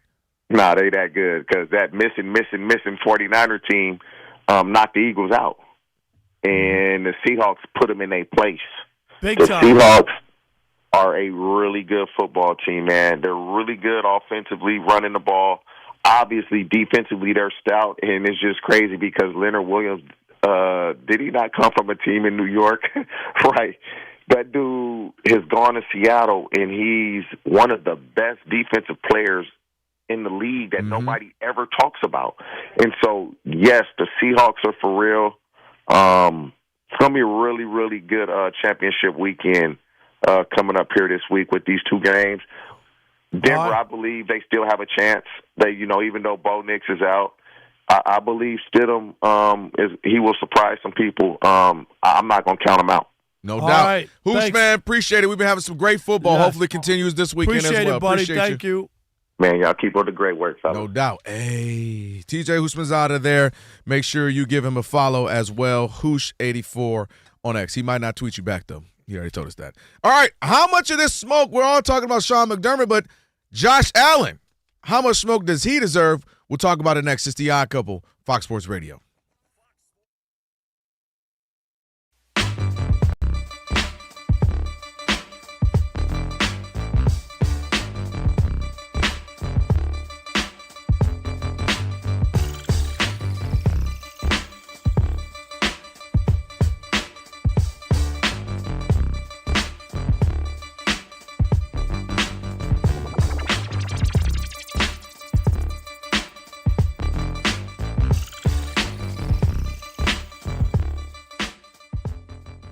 I got to say this, Kelvin. I'm done with Giannis. You hear me? Well, that's a lot coming from you. I'm done. And I was always a Giannis guy. I love the way he was independent. He wasn't running with the rest of the NBA stars. No, LeBron, I don't want to practice with you. All that. Won a championship by himself basically in Milwaukee. I loved all of that.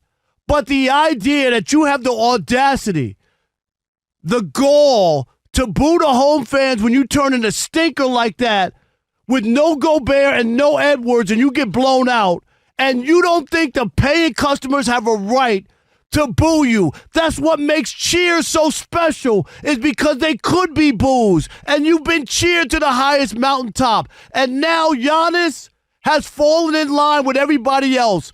Ungrateful, selfish, uncaring, and saying to the fans, the hell with you. You don't have a right.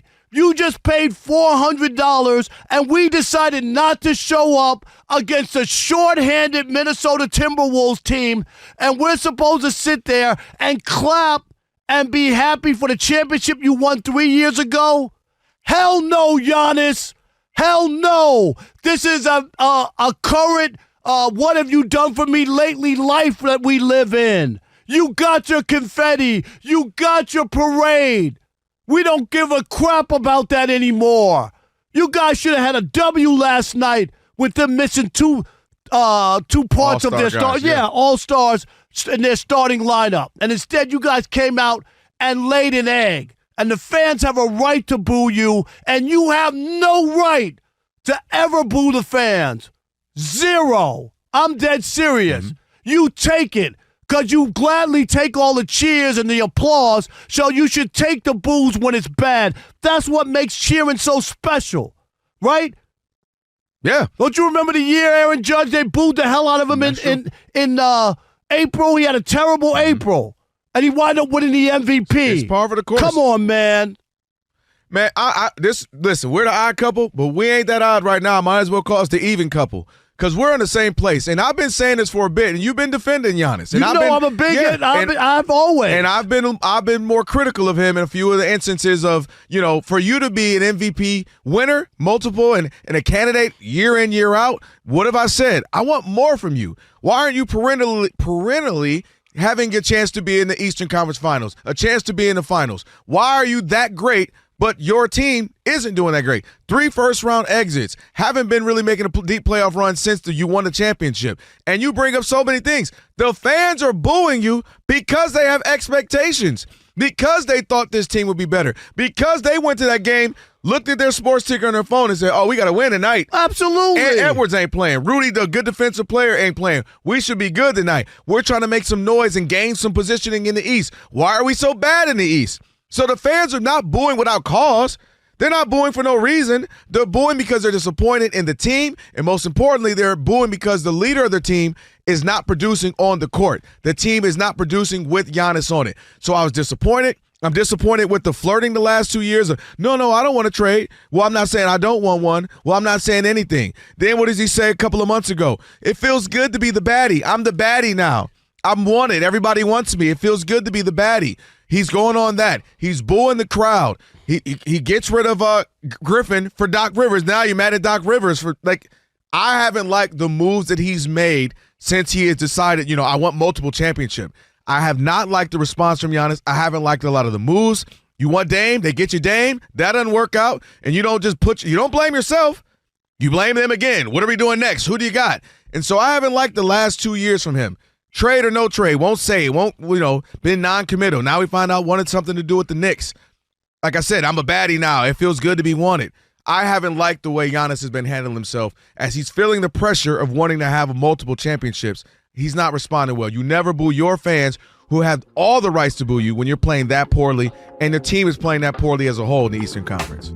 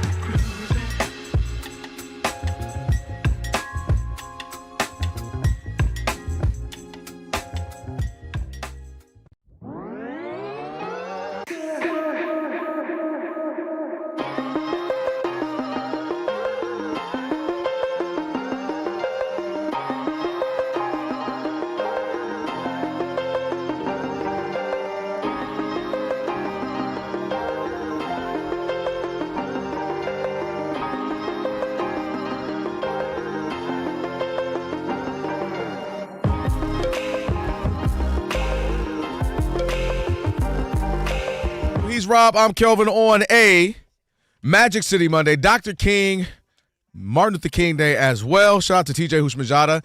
Just joined us not too long ago. You can check out the podcast. Ian will get that up in a little bit. By the way, Aleve is here to help you keep your New Year's resolutions on track. With up to 12 hours of body pain relief per dose, Aleve keeps you moving with long-lasting body pain relief so you can achieve your goals. Use as directed for minor aches and pains. And check out the YouTube because we're simulcasting right now. You can check it out. As always, go to YouTube, search Odd Couple FSR. Keep you updated as well on this game.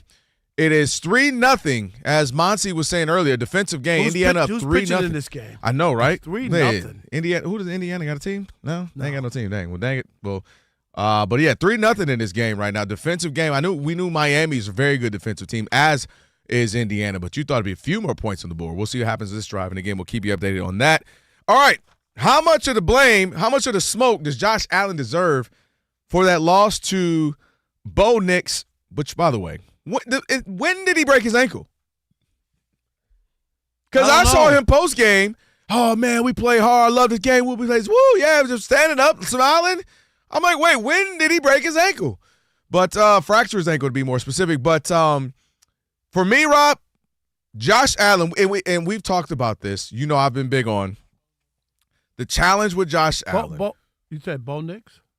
Yeah. Well, I was talking about the ankle. Remember I was saying, yeah. I was saying, when did he fracture his ankle? But with Josh Allen, the challenge had always been, and the reason why I don't believe the Buffalo could win a Super Bowl like other people, how they can make it, was because he's not allowed to have a stinker. He's not allowed to have a game that, he has to be Superman, period. That's it.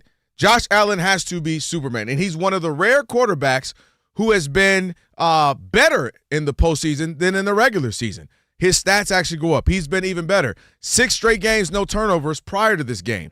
So he's had to be incredible for them to have a chance to win in the postseason, and that's why I'm like, man, they can't go too far because he's never allowed to just be normal. He's never allowed to just have a solid game. 180 yards passing, 50 yards rushing, no touchdowns, no interception, just a game. He can't have that. And I think he tried to be Superman too much, and more than anything, that fumble before the half, because it changed the momentum. Denver just scored.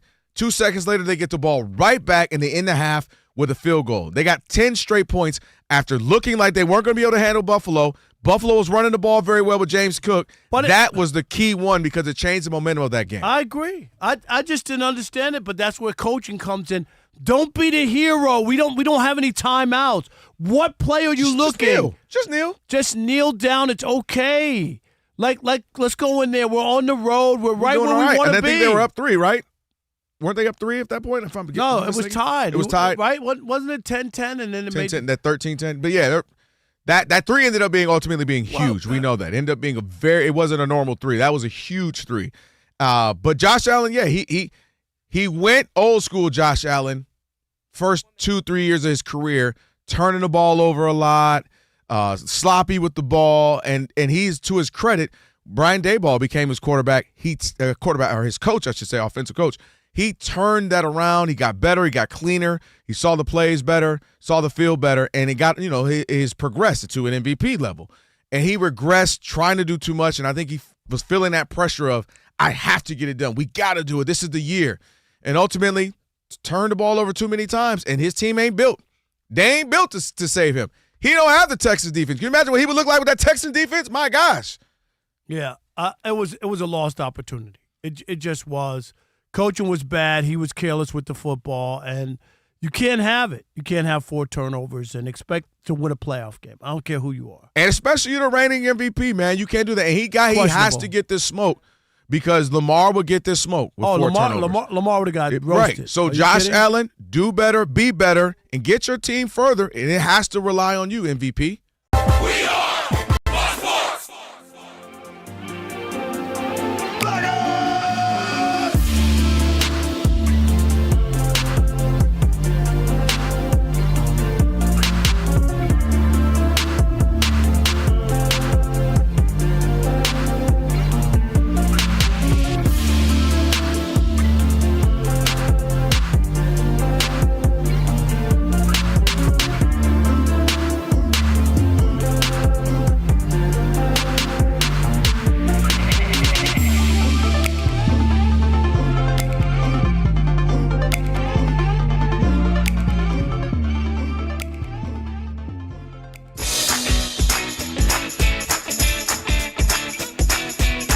The Odd Couple. You know what time it is. It's your boys. Let's get it.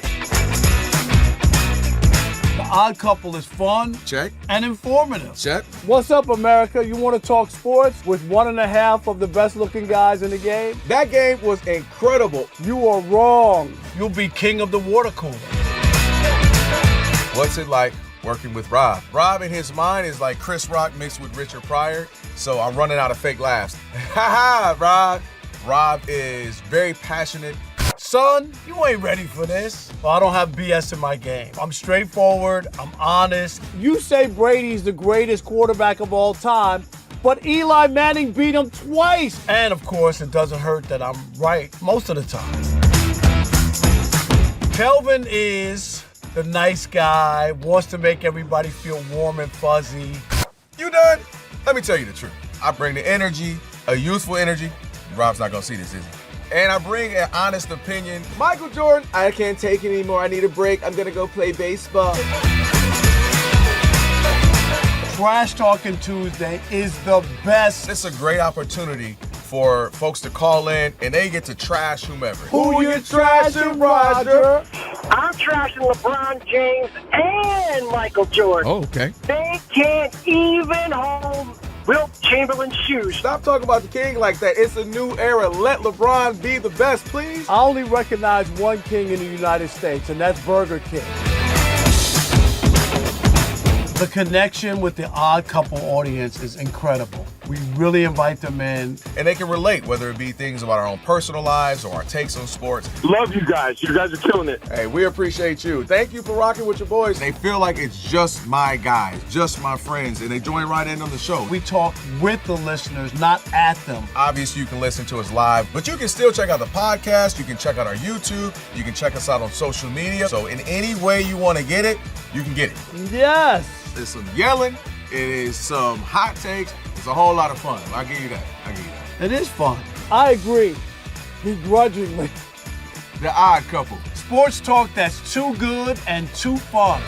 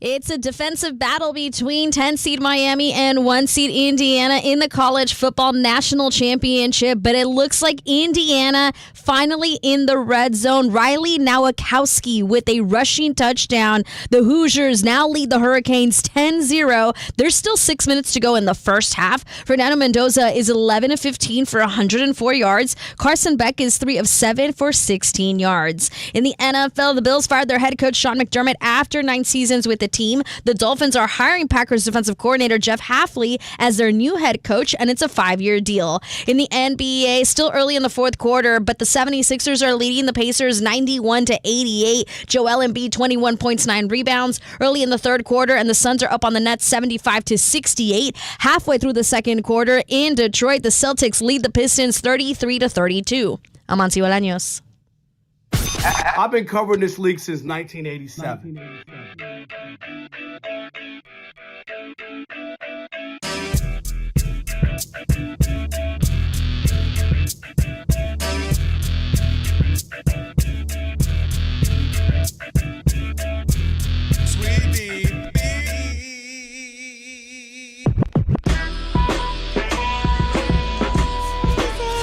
Can this sports writer and this sports fan share a radio show without driving each other crazy?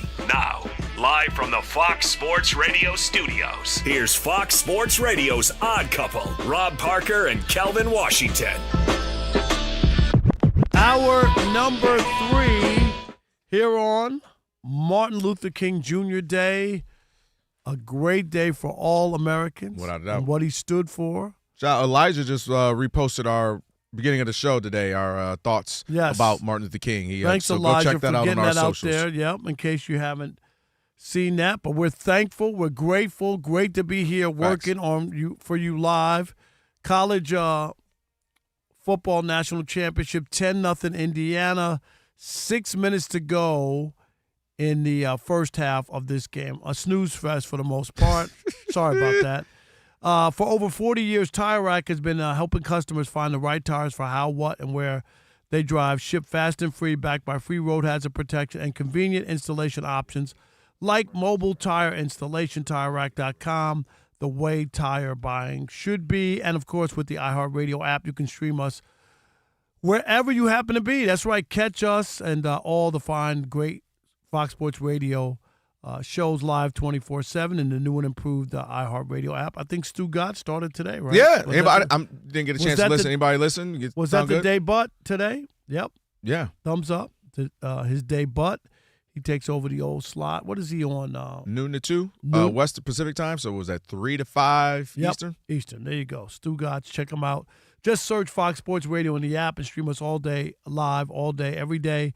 And be sure to select Fox Sports Radio as one of your presets in the iHeartRadio app so that it'll always pop up at the top of your screen. Tyler Dragon from the USA Today NFL reporter. We'll talk to him about CJ. Remember he was I think he was acting like it was going to be all right, right? Yeah, like CJ was good. Just going to be fine, so we'll take him to task. By the way, Rob, Mary, hit me with that because I need you to stop you right now. I need to interrupt you. What? Can I get my winnings? Oh, yeah, I have it. Don't be at me like that. I have it. HRU, Elijah. Don't be at me. Okay? Dang it. I'm sitting here, you know how hectic my weekend was? I had shout out to my boy Vic, birthday dinners. I had this. You know I got 17 kids running around. You're texting me all day, but then you don't want to talk to me about my winnings. But you act I'm 4-0. Kelvin was 0-4. Well, didn't nobody ask you what I was. I just forgot. I've got a lot of things going on. You ain't got nothing going on. No, you wanted to hear him ask, Rob. That's what it was. He's like, I forgot. Boy, you'll be the first thing in here licking your fingers if you won. Thank you for my winnings right here. Let me make sure this ain't my recycle one I gave you. Let me see if I got my fingerprints on it. Let me tell you. There it is. And it's the same one I gave you. It only got $9 left. I got $9. Yeah, let me get this the big pack with a Louisiana rub and a hot honey. Sir, it's $17 left. What you mean? Yeah, that only had $9 on it. Oh, thank you. I appreciate that. We had a little bet, of course. I had the I ain't gonna lie, they had me nervous. The Rams over the Bears. Ian, does it make sense that I should give him a card when I was 4-0 in pigskin pickoff and he was 0-4, and Rob G. Don't hate on Rob G. Don't disrespect him. I might jump over the table. Rob, if you agreed to it, you agreed to it. Tell him, Ivante. Rob G is Monty. Is he dead to you? He's dead to me. Because you know what? He pissed me off so bad. No, he really did. You should have seen our group text. So this is what it was. It was like, okay, I was like, Kelvin, you lost a bet. I was 4-0 in pigskin pickoff. You were 0-4. I said, no, that's not our bet. Our bet was straight up. No. Straight up. And I was like, I had 3.5 points with the Bears, so I should win the bet. I should win the wings. Rob G, who's got 1 million things and 2 kids and a you don't wife. know. They might have been at Disneyland without him. You don't know. He goes to the episode and pulls out the audio of the bet. Like, what Rob a G wonderful, always has time to humble you. What a wonderful producer he is. He hates for me to win. He cried when he found that I'm going into the Black Sports Writers Hall of Fame. He did. He did. He was like sick over it. Oh, my Rob, God. Listen. You've had a lot of wins lately. Can I get my one? You got yours. Look me in my eyes and say I got it. That's why you don't want to look at me. Rob, he had to give you new J's, and you're complaining about a $9 gift card. And you know what, to Evante? You know what I'm mad about too? I'm mad that I had to go through all that to get my Buffalo Wild Wings. What do? I come right in. Yo, welcome to the Odd Couple. Bow, there you go, brother. Welcome to the Odd Couple. Here's a gift card to Nike or Foot Locker, whatever it was. All right, but here I gotta go through this 2 hours of a 3-hour show. But wait a here minute. you go. If I wasn't going to pay my bet, I have to go buy that. So obviously I was going to honor the bet. No, we're not questioning that. It was in my bag, and I want you to make a show. It. No, we're not doing all that. I had a dream that you would make a show when you lose and you got to pay your boy. Anyway, thank you for these hot honey. I don't know if they have it because I'm thinking of Wingstop. But whatever their version of hot honey and the version of Louisiana rub is going down. And Monty, I don't want your this football season, I crushed him. But not in this bet. And good for Rob G. You owe Rob G. You owe Rob G for finding that. Who you think we split? Rob G. Oh, it's good. Rob G. I want to already work. I know what the I told him Yeah. today? I said, take your kids to the park and get off of Twitter. This dude, I'm like, what are you doing? I'm crying. I can't get over Evante, Listen. by the way. Evante. I can't get over that. Because he had the collard greens. You should Monty. His hat turned to the back, cocked to the side a little bit. All of a sudden, I'm like, where did he get a couple chains? He was 2 chains. It's starting to wear off Look a little, though. I think I might need more collard greens just to re-up the battery. It's coming back. He needs more collard greens. He might start spitting some bars. He might come in here. Mary, man, you better listen. He might come in. I want to tell you a fun fact about Ian y'all don't know about. What's that? Well, one day I was playing some like dance hall, and he started singing the lyrics and started singing with me. You know that? Look at that. Okay. On the replay up in this. On the replay. And when I That walked boy. in the other day, he said, "What up, blood?" So I All right, you've been in L.A. too long. I was like, You are. Just make sure you don't go to the wrong side of town saying that. He never said that when we were at USC, and he was one of my students. I was like, well, you know USC in the hood. You've been 2 corners in USC. Yes, It's some. Yeah, you threw Mary. You know what it is. Hey, but it's an awesome campus. Am I right, Ian? It is. USC is gorgeous. beautiful. That endowment is crazy because every time y'all add a new building. I know. Yeah, that's why you love Caleb Williams. You can't wait to get him. He's going to come to our class. He's going I to didn't speak. say all that Brand stuff. new football facility for the I football know they're team, building, too. It's yeah. got to be. Mid. They ain't been nothing but mid. All right, let's do this. The Texans. Yeah. And When we talk about C.J. mid- Stroud, we talked about. You got his numbers there because it was an Yeah, I'll get awful 'em. performance. I'll pull those out. And we talked about it. My computer might blow up looking in them the up. 2 games. He had 10 turnovers in basically 6 quarters, right? Mm-hmm. 10 turnovers. 5 fumbles, 5 interceptions. He had 4 interceptions in the first half of this game against the Patriots. Yeah, ooh. The completion percentage, what do you think it was? 40%. Well, good guess, 42.6. Okay. His quarterback rating? 24. You're pretty good. 28. What was it? I'm just guessing. 28. That's somebody's age. 28? Okay. Monty, that's like, hey, how old are you? I'm 28. That's not your quarterback rating supposed to be somebody who ain't with us no more. You know, Exactly. 98, 102, not 28. And we said this on this show. And do we have this, Ian? We have the sound. Let's go back when we were talking about CJ Mills. Forgot his last Right. name. I missed him. Yeah. Davis Mills. Right, Davis Mills. That's the law firm. And whether or not what they should do when CJ came back from injury.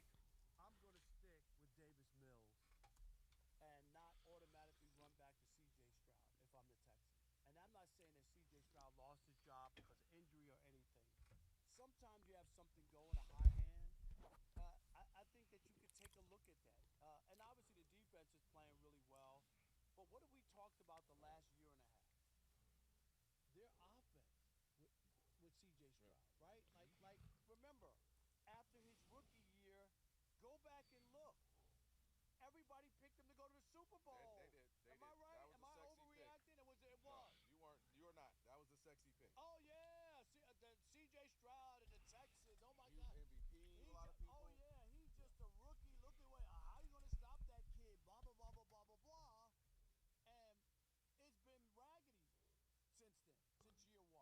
And here's the other thing.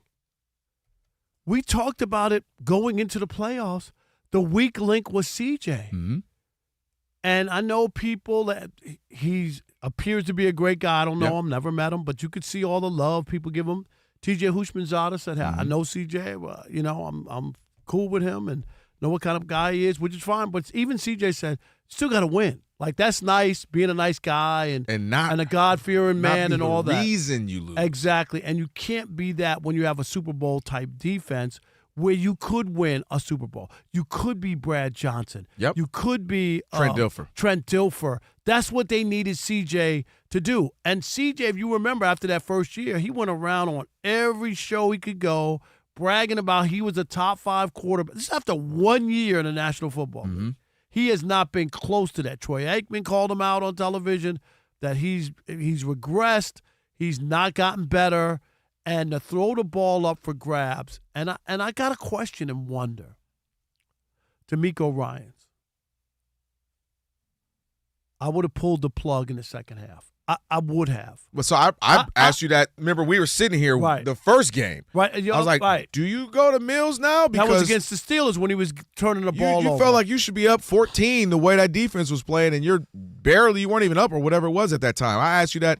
I was like, do you go to Mills now? But that game with the season on the line, 4 interceptions in the first half. That can't happen. That's as bad as it gets. And D'Amico Ryans, he's our guy. We get all that. Some days you just don't have it. What about the rest of the team? They made a mistake. They were still in that game despite it. Until that last second touchdown catch by Booty. Which was not Booty. That was some catch. You was quick on that one. That was don't leave me hanging. That was some catch. That was incredible. One hand grab. By the way, to your question, to your point about Davis Mills, he was playing well. So I'm not saying he was the best thing going. But in the 4 games he played, meaningful, minutes obviously started, I think 3 of them and came in the first one against the Broncos. You're looking at a couple of games of 292 yards one time. Yeah, he missed it. Miami missed it, yeah. Oh, wow. 2 touchdowns, only 1 interception. Next game, 274 yards versus the Titans, 1 touchdown, no interceptions. Against the Bills, 153 yards, 2 touchdowns, no interceptions. So he had 5 touchdowns, 1 interception in that stretch, where he was playing in those 3 games, and they were 3-0. So, he had a case of saying, hey, don't forget about me. And I really believe, we talked to TJ Houshmandzadeh earlier, that if you're the Texans, you have to look at other things. You have to make a call to Mac Jones' agent. You have to make a call to some other, whoever else you may feel is out there. You have to look at the draft. They could extend him this year, and I wouldn't be extending him. No, you have to, because here's the thing, Rob. I said this earlier. Turnovers, you can have them in a game. He looked rattled 2 weeks in a row. He looked confused 2 weeks in a row. He looked like, and you never want to hear this, as a starting quarterback, 3 years, this is year 3, he didn't belong. That's troubling. You can have a game where, hey, the defense just made some incredible plays. Oh, the defensive lineman got his hand on the tip ball. But that wasn't it, though. No, these were terrible throws, bad decisions, and subconsciously in the back of your brain, you're supposed to say, I ain't even got to do that much. Pass ain't there? Nope. Because that defense kept you in it and turned Drake May over. Made him fumble a couple, 2-3 times. Man, that defense, I saw a video. It was hilarious. It was some video where the team bunks into a locker room, just jumped a guy, and they said, they were like, this is the Texans defense. That was like a wrestling video. So yeah, they just walked in. And I'm like, dude, we kept you in it despite the turnovers, in spite of them. All right, 877-99 on Fox. We got 2 questions. Should D'Amico Ryans had benched C.J. Stroud in the second half? And why didn't they go for it? They punted with 4 minutes and 12 seconds left, down 12. Right. What are we doing? You need 2 scores. Right. You still need 2 scores. That didn't make sense. And what do you do with C.J. Stroud? Is this just a bump in the road, or is it time for them to look elsewhere because they have a defense you don't want to waste? So either one for you, 877-99 on Fox. It is the Odd Couple, Rob Parker, Kelvin Washington, on an MLK Day and what was that? Oh, I'm sorry. An Magic MLK City Day Monday. and a Magic City Monday. I thought he had a touchdown. Yeah, that was kind of scary. Did he catch it? Did he catch it? Looked like he might have been out of bounds. All right, it is the Odd Couple. Stick and stay. America.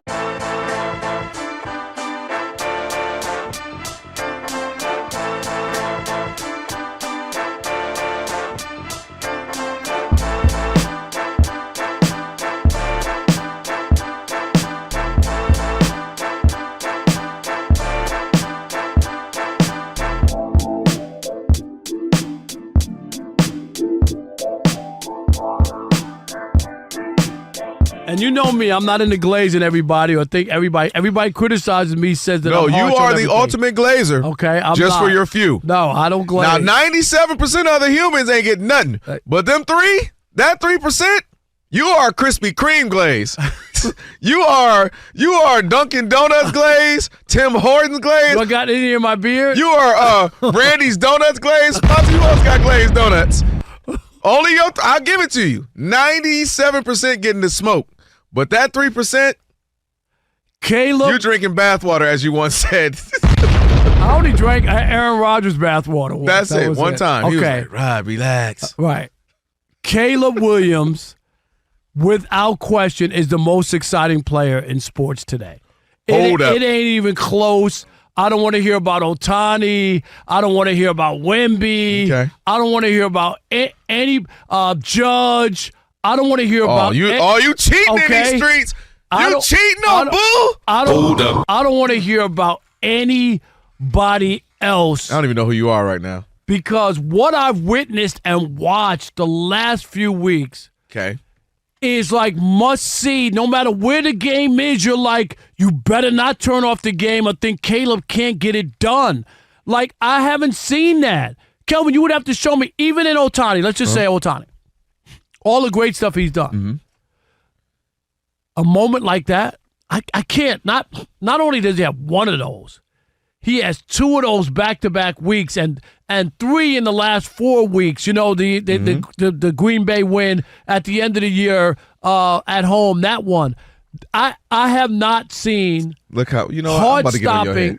hard-stopping play from a guy who can make those throws. Everybody, and what an overused term is special. Oh, he's special. You hear that a lot from analysts, people, whatever. No, his talent is special. And that's what he has. But I'm just saying, you would have to give me somebody else. You know who I sat next to you? Who's must see TV in sports as an athlete doing stuff that you can't believe is being done. All right. So you are definitely a prisoner of the moment. And the last time the moment was like this, I was sitting right next to you when Tyrese Halliburton went on a buzzing beater run that we've never seen before. And it was just, next game, he kept, it was the most one of the more remarkable runs in sport of buzzer beaters and big shots that we had seen in quite some time. So there was that. Secondly, while talent, like pure ability, as we mentioned, special talent, I don't think anybody can deny that about Caleb Williams. I do think Caleb Williams has a tendency to be the guy who can ace the test but doesn't do the homework. And I think that's why I can't give it to you in that he and or Ben Johnson or just a team put themselves in a hole so often that I almost like, why am I giving you a reward for always having to crawl out of it? Because everybody can't do that. I don't disagree. I don't disagree. And that's what makes him must see, is that it's one thing every once in a while you'll throw up a basket or you'll hit a home run in the bottom of the ninth. You know what I mean? And I'm not saying there are players who have had great moments. We know that Miguel Rojas to win the World Series, tie the World Series game for the Dodgers in the ninth inning with 1 out. I mean, incredible moment, okay? So those things happen. But to do it on this basis where you see the reaction, people, how many times do you think, oh, my God, has been screamed in Chicago in somebody's house or probably more than bar. Since 1985 or maybe 98 with Jordan in his last run with the Am Bulls. I right? Like the idea, oh, my God, isn't this like you won? You can't believe what you just saw. That's the difference. I'll give you that. You can't believe it. Like, oh, my God. Oh, my God. Oh, God. Ian, you can't believe it. Here's why. So I hear you, and I think he's climbing the charts, almost like a hot song that came up and is climbing up the Billboard charts. You mean like I'm a believer? Yes. And then you're lucky Monty in there. Or maybe we're lucky. Ian, I hear what he's saying. I still don't think it surpasses Ohtani. Easily. And I don't. Easily. And I still don't think. Give me Ohtani's moment like that. Seriously, give me one. You don't have one. Well, him pitching, 7 shutout innings? No, 6. 6 shutout innings? That's up there. Him hitting major, huge home runs in 2 different rounds in the postseason this year. There's no. He doesn't have a Game 7 in the World Series. That's what we're talking about. But that.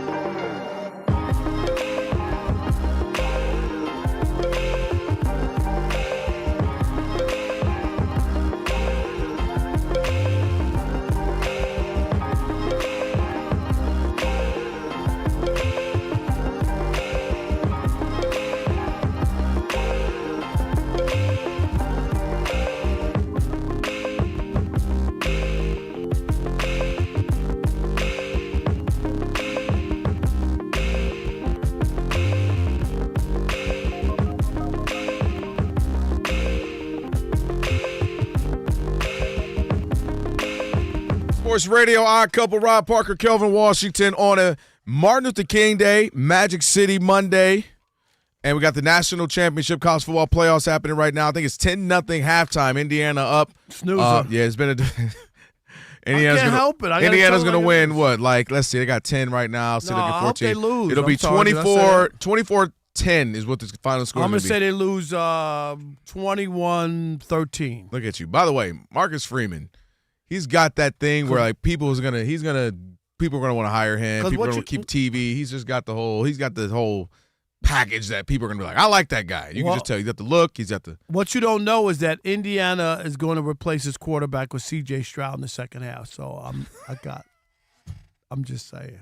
Well, if their defense looks like the Texans, they'll still be in it, and they got a 10-point cushion. That might be enough. All right, 877-99 on Fox. That's right. Hit us up. By the way, YouTube, if you win a chance, go check us out. We're live there on YouTube right now. All you got to do is search Odd Couple FSR. Like it, share it, comment, all that good stuff. Ian, if you see a few comments you want to read before we get to Monty in a little bit, you can do that as well. Yep. All right, C.J. Stroud, it's time to move on. Should he have been benched? Should he have not started after last week, or should he have been benched at halftime? What do you make of it? 877-99 on Fox. What we got? All right. Is that JR in Indianapolis? You're on the Odd Couple Fox Sports Radio. What's up, JR? Rob, you got to stop hating on the Hoosiers. I'm sorry. Look at you. You got to, bro. It's a story, man. It ain't no story. I keep trying to tell them. They're 30 years old is the average age on that and everybody else is 29. Go ahead. Hey, so if we didn't give up on what's the boy down in Jacksonville, we ain't give up Trevor on Lawrence. him. We can't give up on there's a big difference, and I'm gonna tell you what the difference is. Seriously.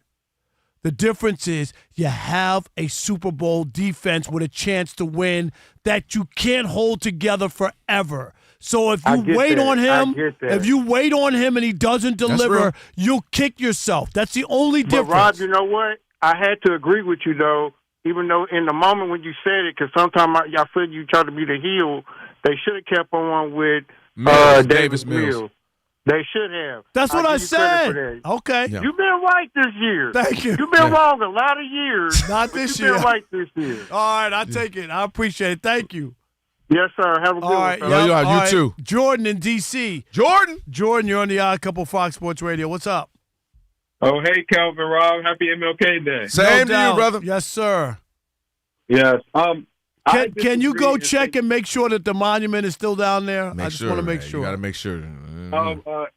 Last time I checked, it was, but, okay. All right. but with certain people walking around there, I might have to have another check. Yeah, just check one more time before you go to sleep. Exactly. We'll do it. But no, I don't think for how atrocious he was that C.J. Stroud should have been benched, because I think with quarterbacks today, like if you bench him, you might never get him back. And like how the last caller said, Lawrence has gotten opportunities to turn around. I think CJ can, but his rookie year being his standalone outstanding season, it kind of reminded me of your good friend RG3, Rob. I'm like, is this going to be?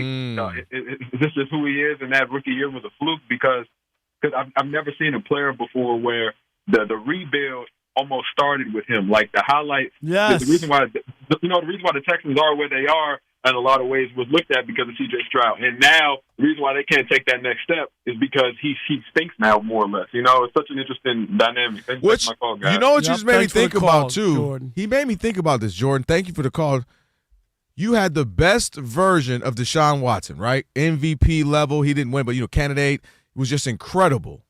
And you're like, man, this guy, and they weren't quite winning, but he was making things happen. Then he moves on, so you're probably like, we're going to suck for a long time. Then you get C.J. Stroud, and you're probably like, man, this wasn't a long, rebuild. Like, we're right back at it. And now you're looking at it, we're like, is he the quarterback of the future? So you've had two quarterbacks who had some really good seasons, but you still walk away like, I think he's our guy. I don't think he's our guy. Again, if you don't have that defense and you're not feeling like you get to Super Bowl, then you could wait on them.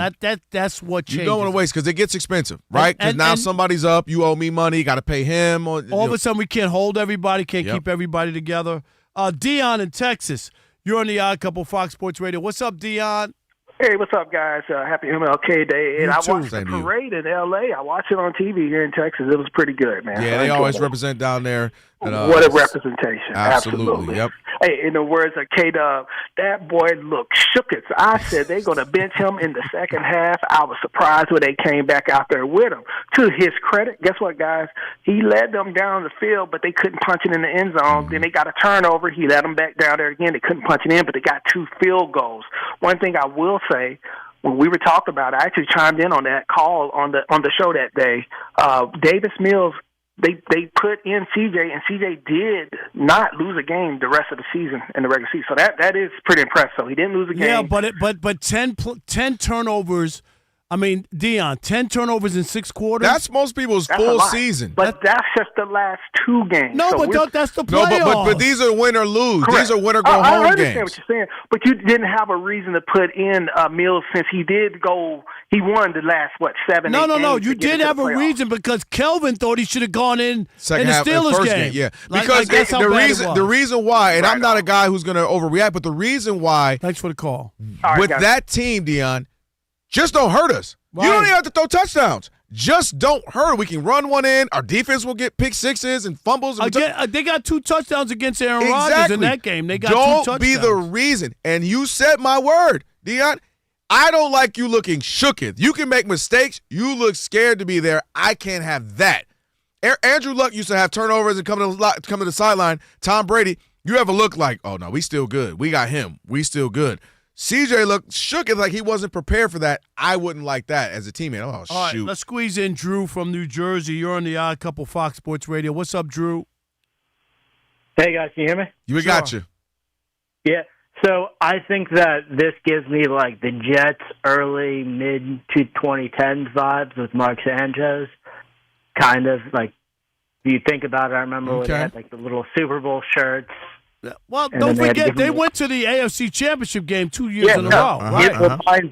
It reminds me exactly like that. However, what I will say is, yes, it's great. They have a great defense. However, I think that this would have been the only year that they would have had a chance to win a Super Bowl. I think that the one mistake you had was, and this is just my personal belief, if you have a young quarterback, you need to create stability on coaching to develop him. Unfortunately, and DeMeco Ryans a great head coach, and I think he would have been better in Cincinnati with a quarterback that doesn't need developing. But when you don't have that consistency, there's no development with him, and you have a second-round pick and developed with him, and I think that the risk you have is he can go somewhere else and develop just like Sam Darnold. And then you're looking at, like, what do we do? I think that head coach being an offensive-minded guy matters. Look what happened in Jacksonville. And look at Tampa. Tampa last year, they were putting up 41 touchdowns. This year, they can't score a touchdown. It's unbelievable. Well, thanks for the call, Drew. Thank you.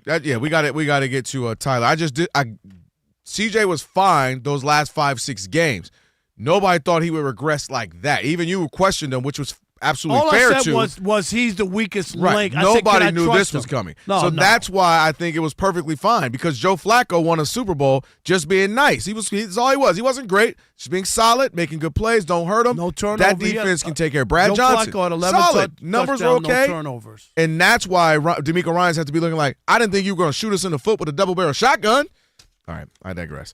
On the way, Tyler Dragon, NFL reporter for USA Today. We'll talk some of the NFL headlines with him, what we just witnessed. Monty's going to get you updated right now on a national championship game that I ain't going to lie. Rob's kind of right. It is kind of boring. I think this is what I was expecting. I was expecting a high defensive game from both sides. Fernando Mendoza still tried to do what he can, even with a bloody lip. He had a nice hit straight to the face. He is 12 of 17 for 116 yards. Carson Beck is 6 of 10 for 49 yards. And the Hoosiers are up on the Canes 10-0 at the half. But there's plenty of game left, and it has been a lot of defense in this one.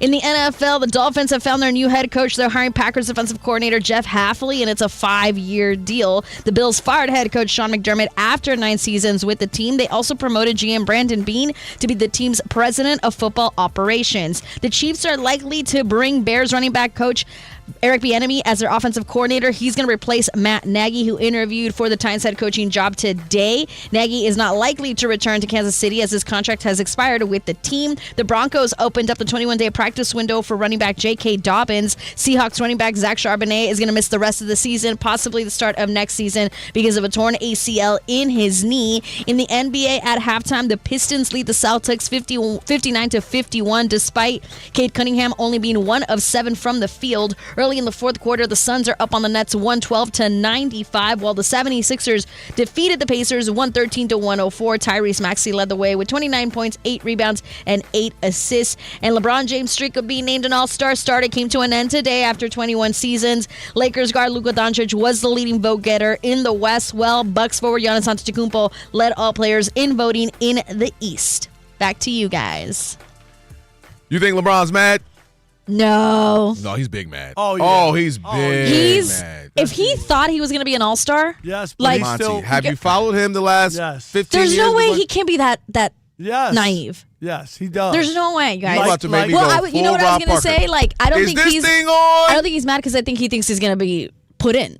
Right? Like it's gonna. No. We know he'll be in it somehow. But somewhere. not to be a to starter. Not be voted we in don't want you as a starter. Fans, right? But yeah, we don't want you. No, I hear you. I'm saying I think LeBron, if you would have asked him in September, would have been like, "You're crazy. You think I'm not getting?" They'd be like, "What All-Star what? game You're did right. they not vote for Michael Jordan to be?" Right. You're right. I take it back, especially because Steph Curry is a starter. So you're right. I take it back. He's mad. He's big mad. And his team is not. His team is not better that than good. the Lakers. Yep. Yeah. How does Steph? They still like Steph. Yeah. No, Yeah. you're right. You're right. I was wrong. You're right. Yeah, You're right. You're right. All right. Thank you. Well, Monty. And another guy who was wrong is Tyler. Yeah, we'll Dragon. get to that in a second. Sorry.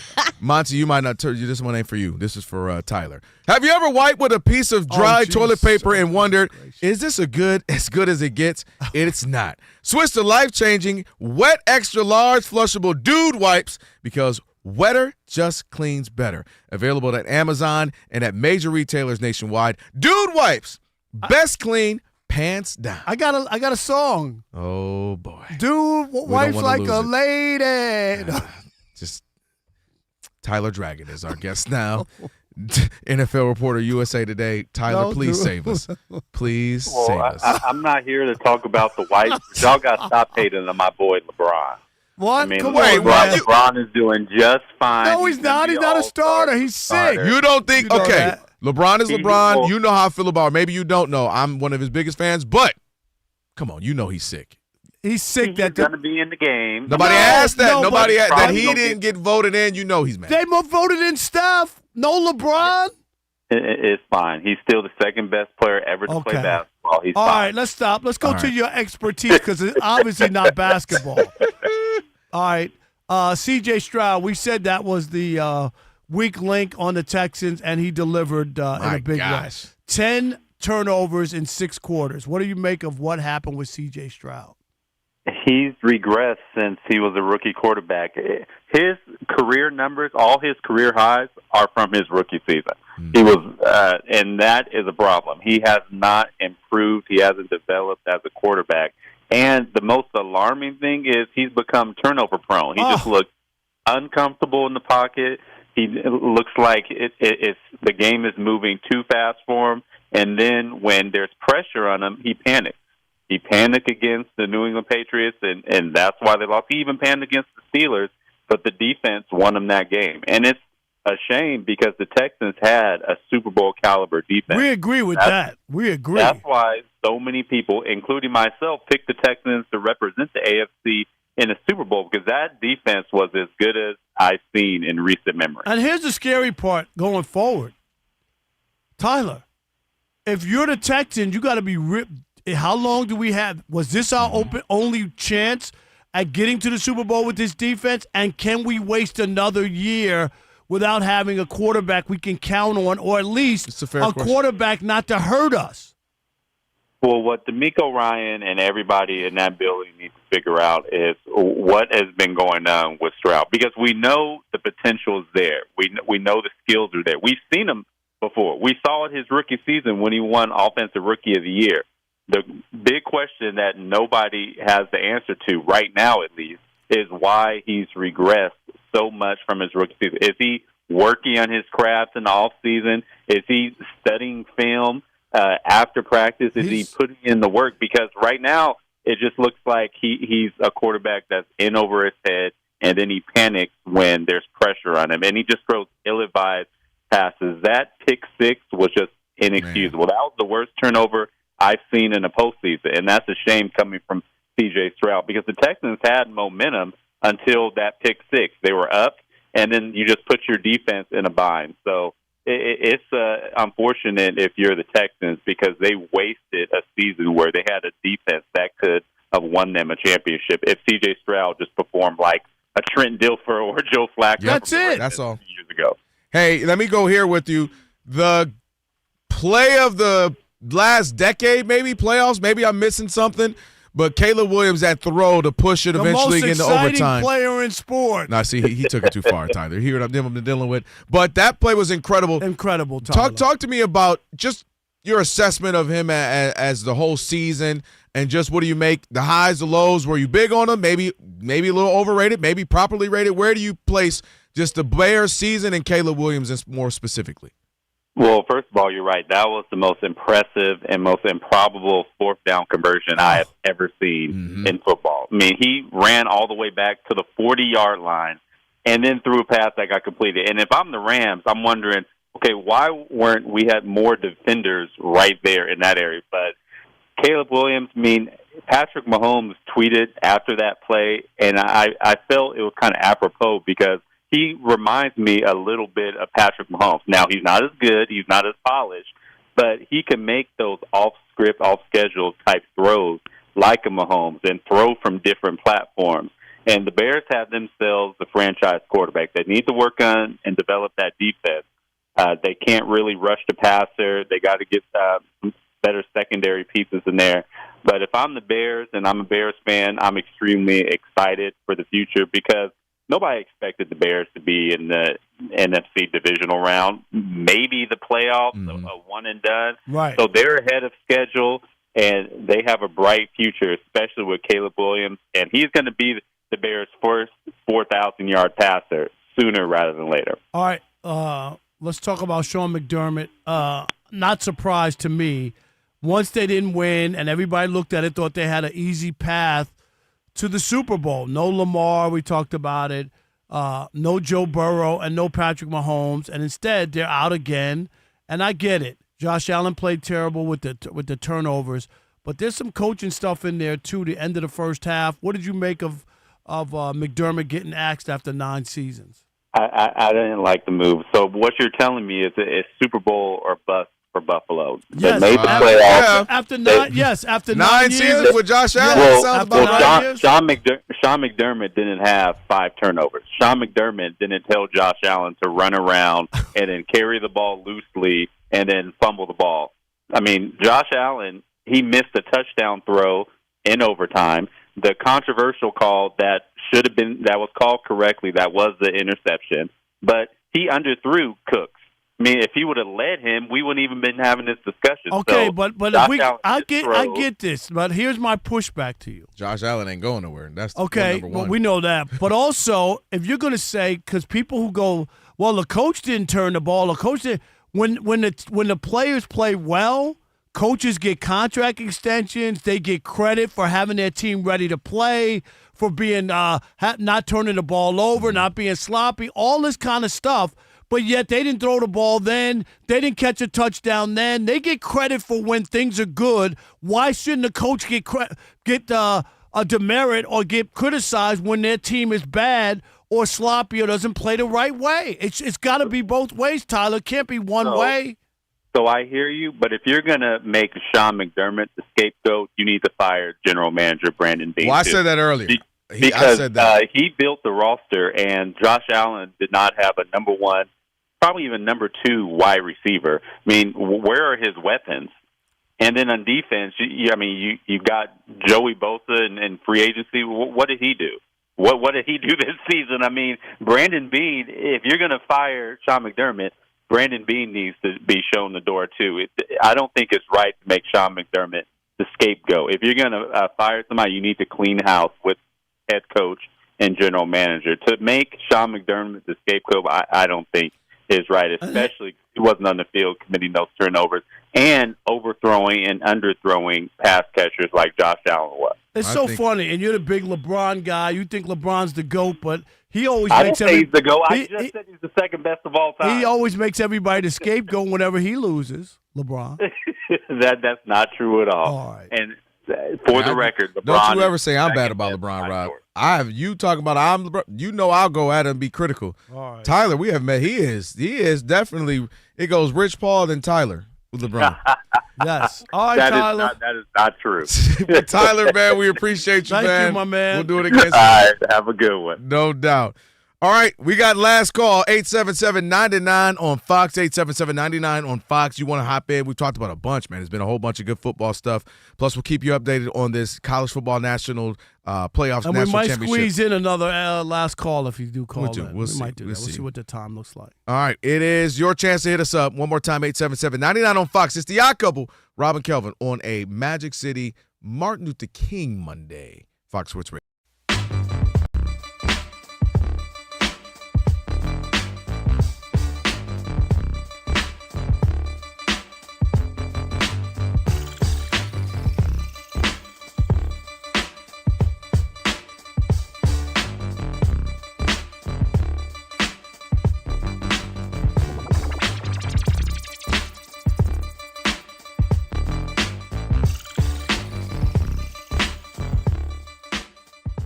And then my favorite one was, if I go back earlier in the chat when we mentioned on air, which is true, which is not slanderous whatsoever. What did we say? That Rob only likes black people and Jewish people. Yeah, what they say? They mentioned, yes, Ben Maller is Jewish too. Yep. What? Yeah. And it's another one says he likes them all except Doug Gottlieb. Oh. There's always an exception. There's to always an exception to every Everybody's rule. got one. No, Everybody's he likes practicing. Doug's Is that not what it is? practicing. He's not Oh, practicing. good point. Touche. Yeah. I love all people. Now, you've known me for all these years, Alex. Oh, that was too many L's in that all. I don't know about all people. Alex? Yes, Rob. And that's usually what they say, isn't it, Alex? Well, no, I love I love this person. This they start naming. When you start naming off your friends. I'm not naming off of friends, but I'm a people's person. I don't like it. Who do I not like is what I'm asking you. Have you ever met some? What do you I like could me to name name like them? 5 people Go ahead. that we all know. First Let of me all- hear. I want to hear the name. No, Doug just say Gottlieb. the name. Yeah. He didn't even argue it. No, I want to hear the whole list. You want me to name people that just work here? We're going to get in trouble. I'll do it if you want me to. I want you Say to it in do our it. ears. Say it in our ears. Say it in A our ears. weekend host that thinks he's funny, but maybe not funny. Oh, yeah. Yeah. Does he go by multiple names? He does. Okay. Yeah.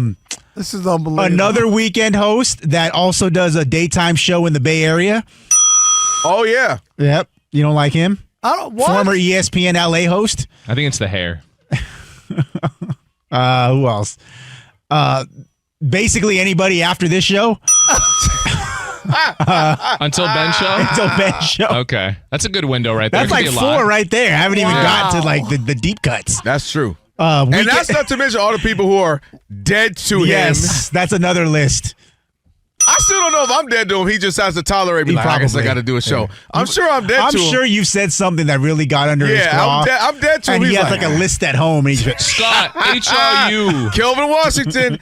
We had a good run. Scott, HRU. Is Kelvin's third year optional? Thank you. I'll take Just the answer curious. off air. Wait, is it optional for you or him? Who said I?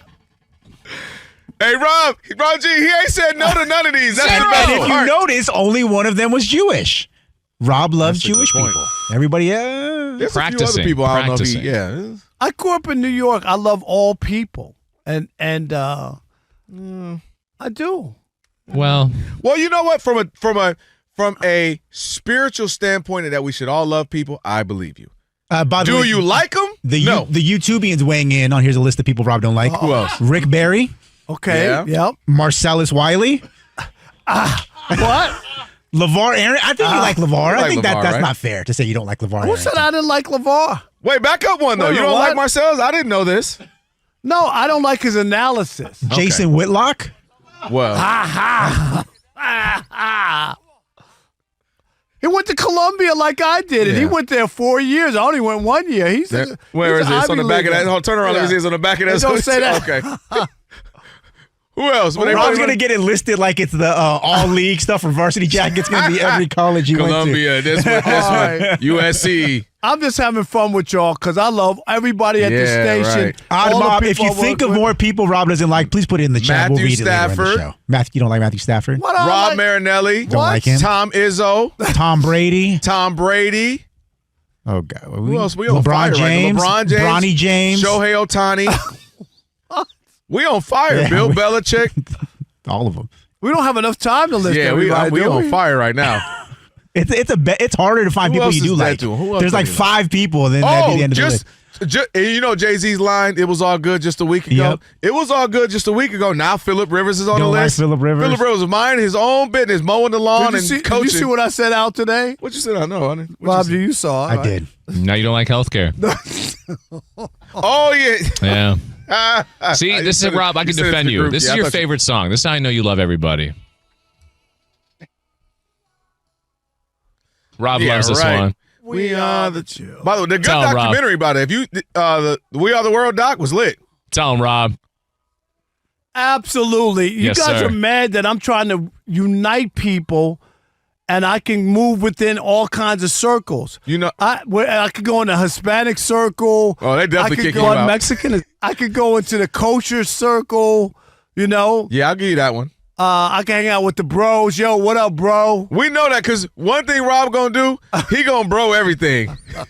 You go MLB, bro. You go Fox, bro. You go haircut, bro. Barbershop, bro. Don't forget you did the voice work for. They wasn't supposed to tell people that. Oh, now it makes sense. Rob, see that man called me. I ain't hear from him in 10 years. That man ain't called me in 10 years. Hey, what's up? Hey, how you doing? Hey, I need you to HRU. Hey, HRU. I was like, oh man, Rob, do you think he texted the wrong person? What's up? Hey man, you have such a wonderful velvety voice. Can you voice this for me? All right, can I say what it was? Yeah, you can say it. Okay. Fox Bro, cause you need to know. That is when you need to get your Fox hits for the brothers, not the others.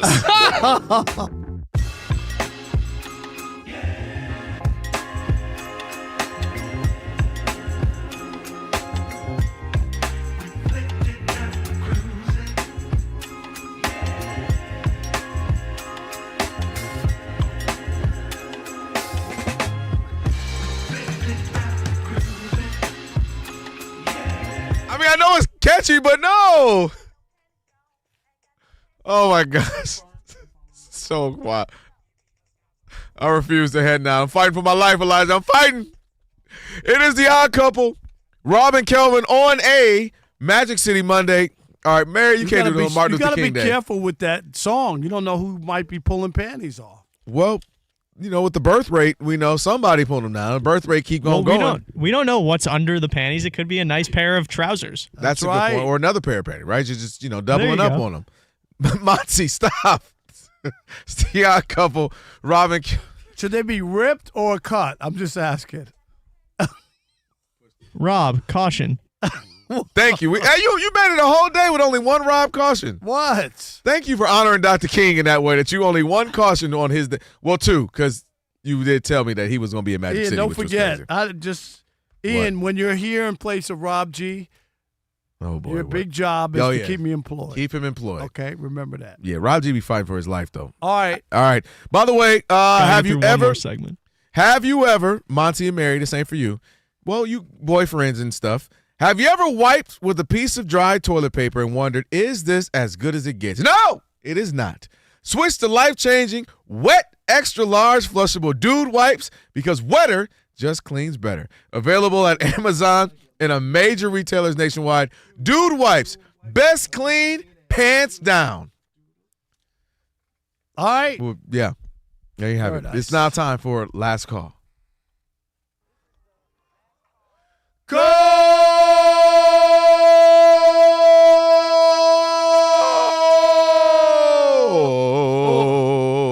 Last call. Who we got? Sean in Sacramento. Yeah. That was so apropos. That wasn't the one. But it worked because he has 20 kids. Yes, he does. Sean. Hey, you already know. We live in the same life. We are. Kelvin, real quick, man, a couple of notes from the first 3 hours.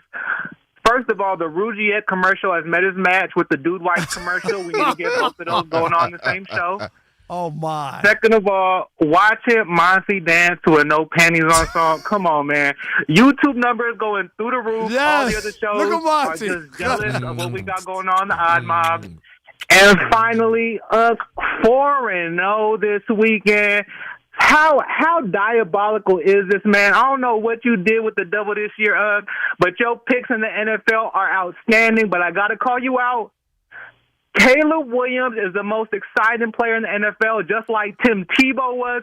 3 picks in the L, and you celebrating this man like he's a second coming to Jesus Christ. Randy Parker, Randy's Donuts Glaze going on right now. That's what I'm calling man. Big Glaze action and one controversial take.